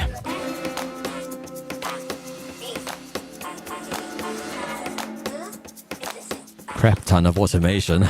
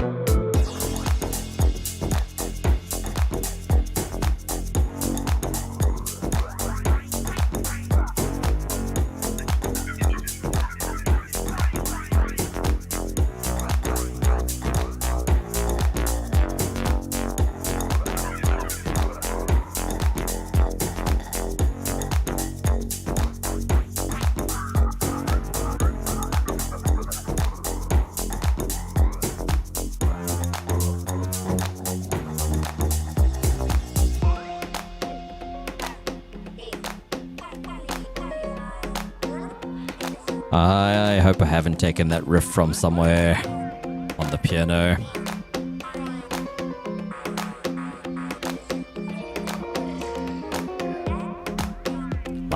something I had in my ear and I just had to recreate it. But it does feel familiar.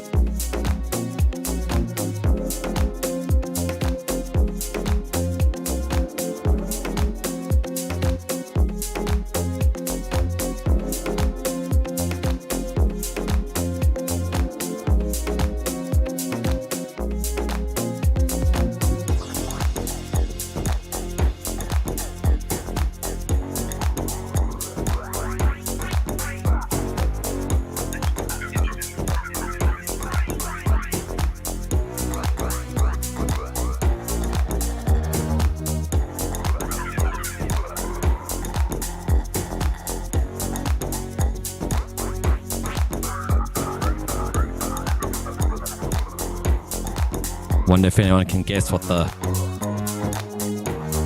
percussion in that section was. That was getting all glitched up.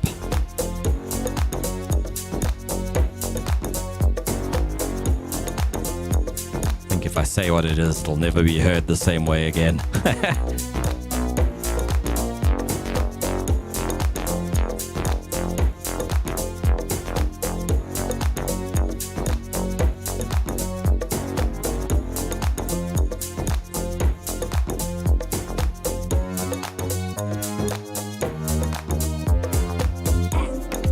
I actually thought this was going to need more work on the low end than just turning the sub down.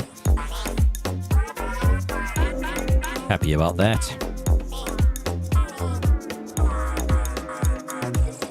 Might not be quite the right kick.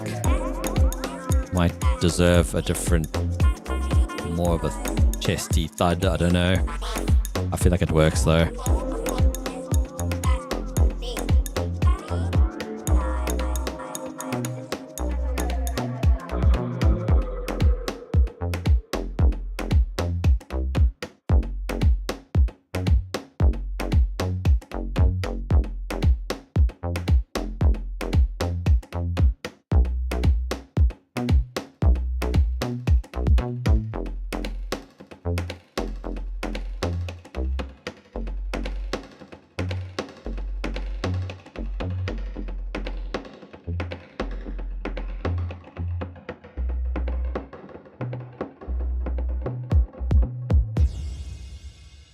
Cool. I'm pretty happy with that. I think the echo might be a little bit more crazy by the end of it than I want it to be. So I might dial it just a little back and do that.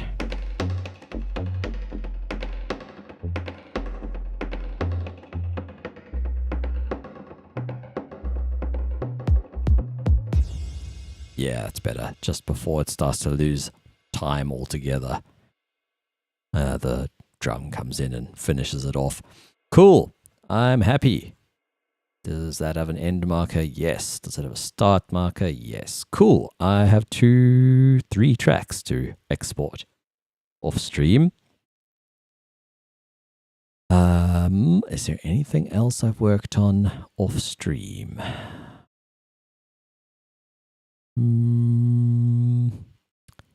Not really.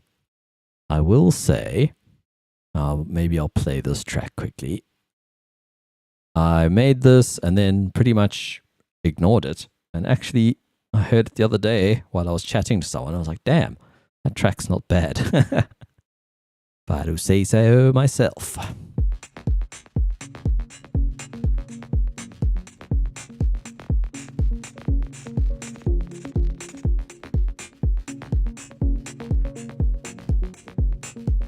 Just a little bit unadventurous. I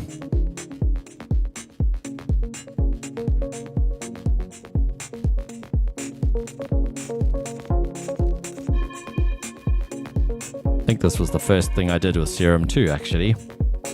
Make this track.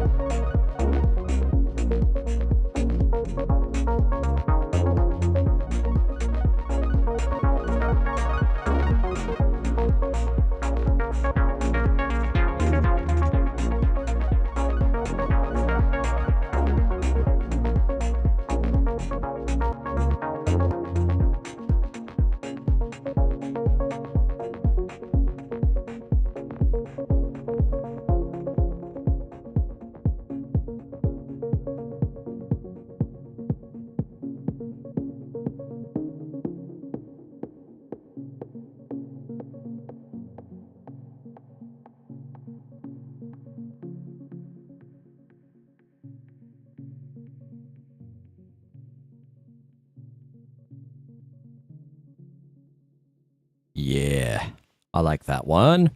It's a little bit, I don't know.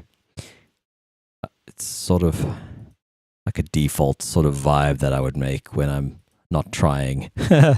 And it feels a little boring to me just because I've made many tracks in that vein. But I do like it. So, and someone who was listening when I had that conversation with someone with it playing in the background was like, is this on Spotify? Like, all right, okay, all right. I should probably not abandon it as a track.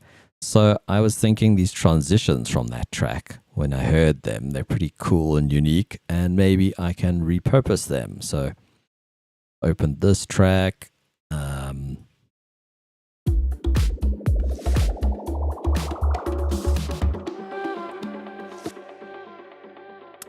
Maybe it was this one. No, it was this riser. Let's see.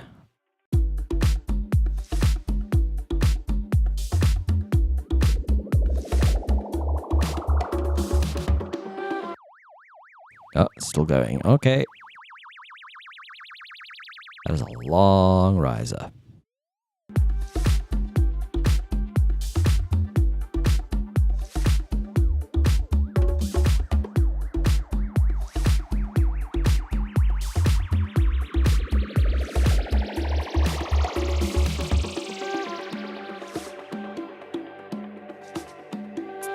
What if we made it a white noisy thing, or we use that somewhere else? Maybe we use that at the end instead of the other one.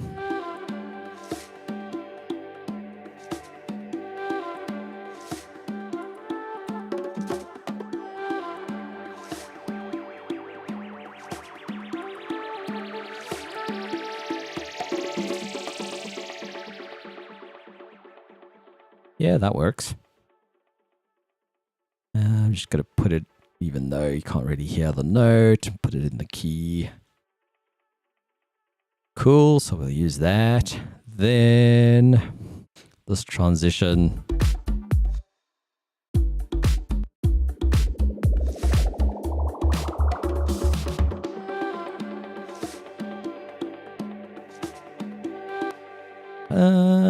What does it need?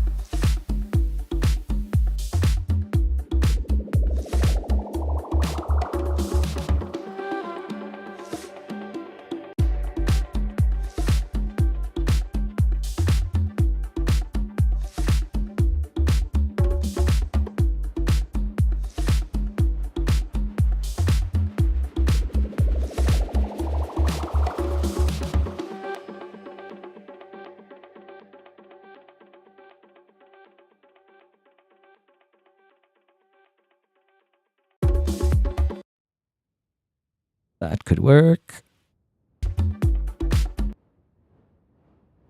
There it comes.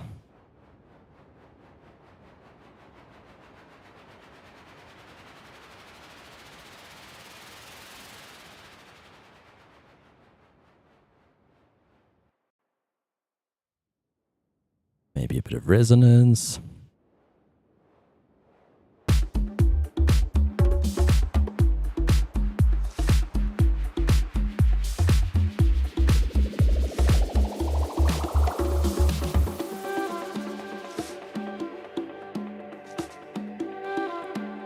Maybe.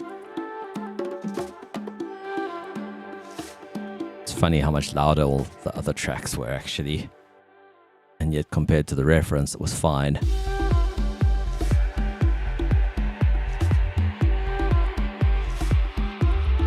So that was another cool riser.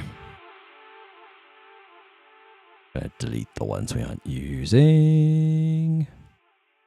I'll keep one of each. And where could we put you?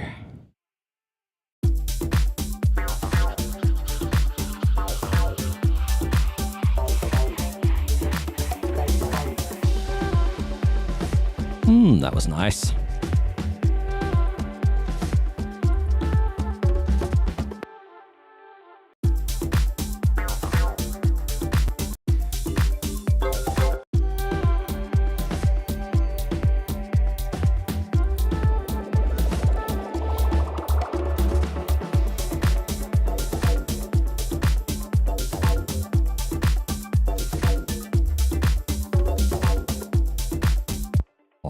I'm tempted because the other ones are so much louder than this track that I might just see if I can get it a little louder. Preferably without going into clipping. I mean, I could get clippers out. I don't feel like going that far right now. Okay, maybe I should.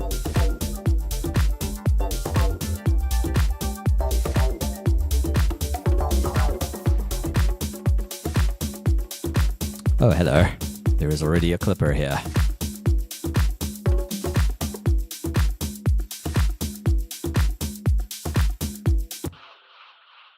And is there one here?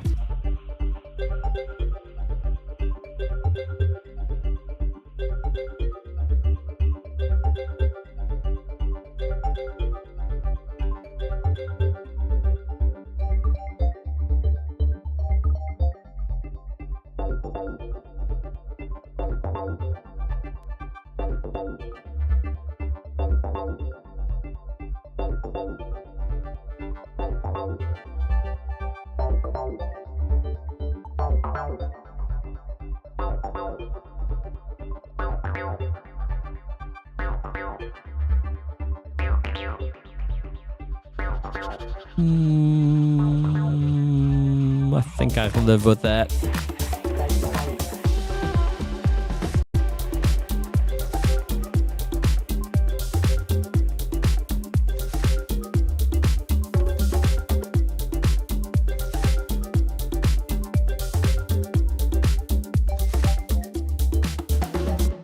The other thing is if there's multiband happening, multiband compression, which it looks like there is, you can always just go into it a bit hotter.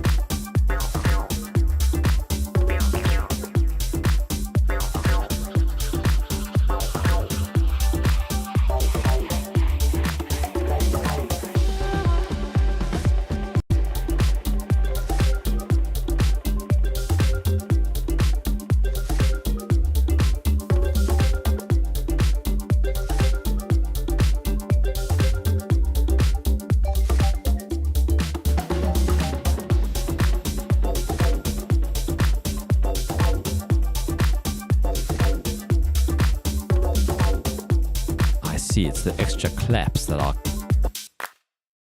clipping us quite a bit there.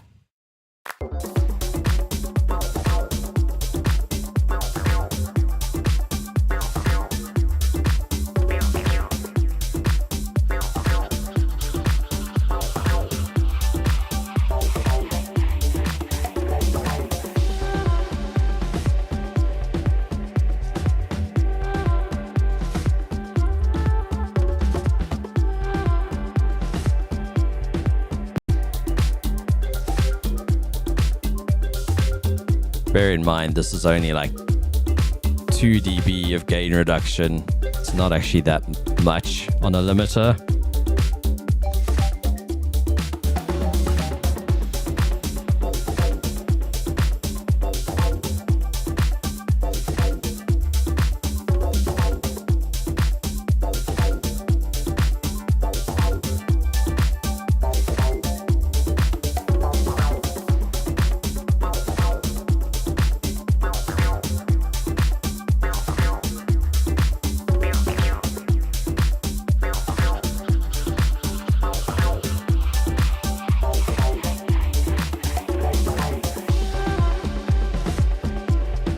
cool. I'm happy with that. It's not crazy loud, but it's louder just compared to the other tracks that I've been working on today.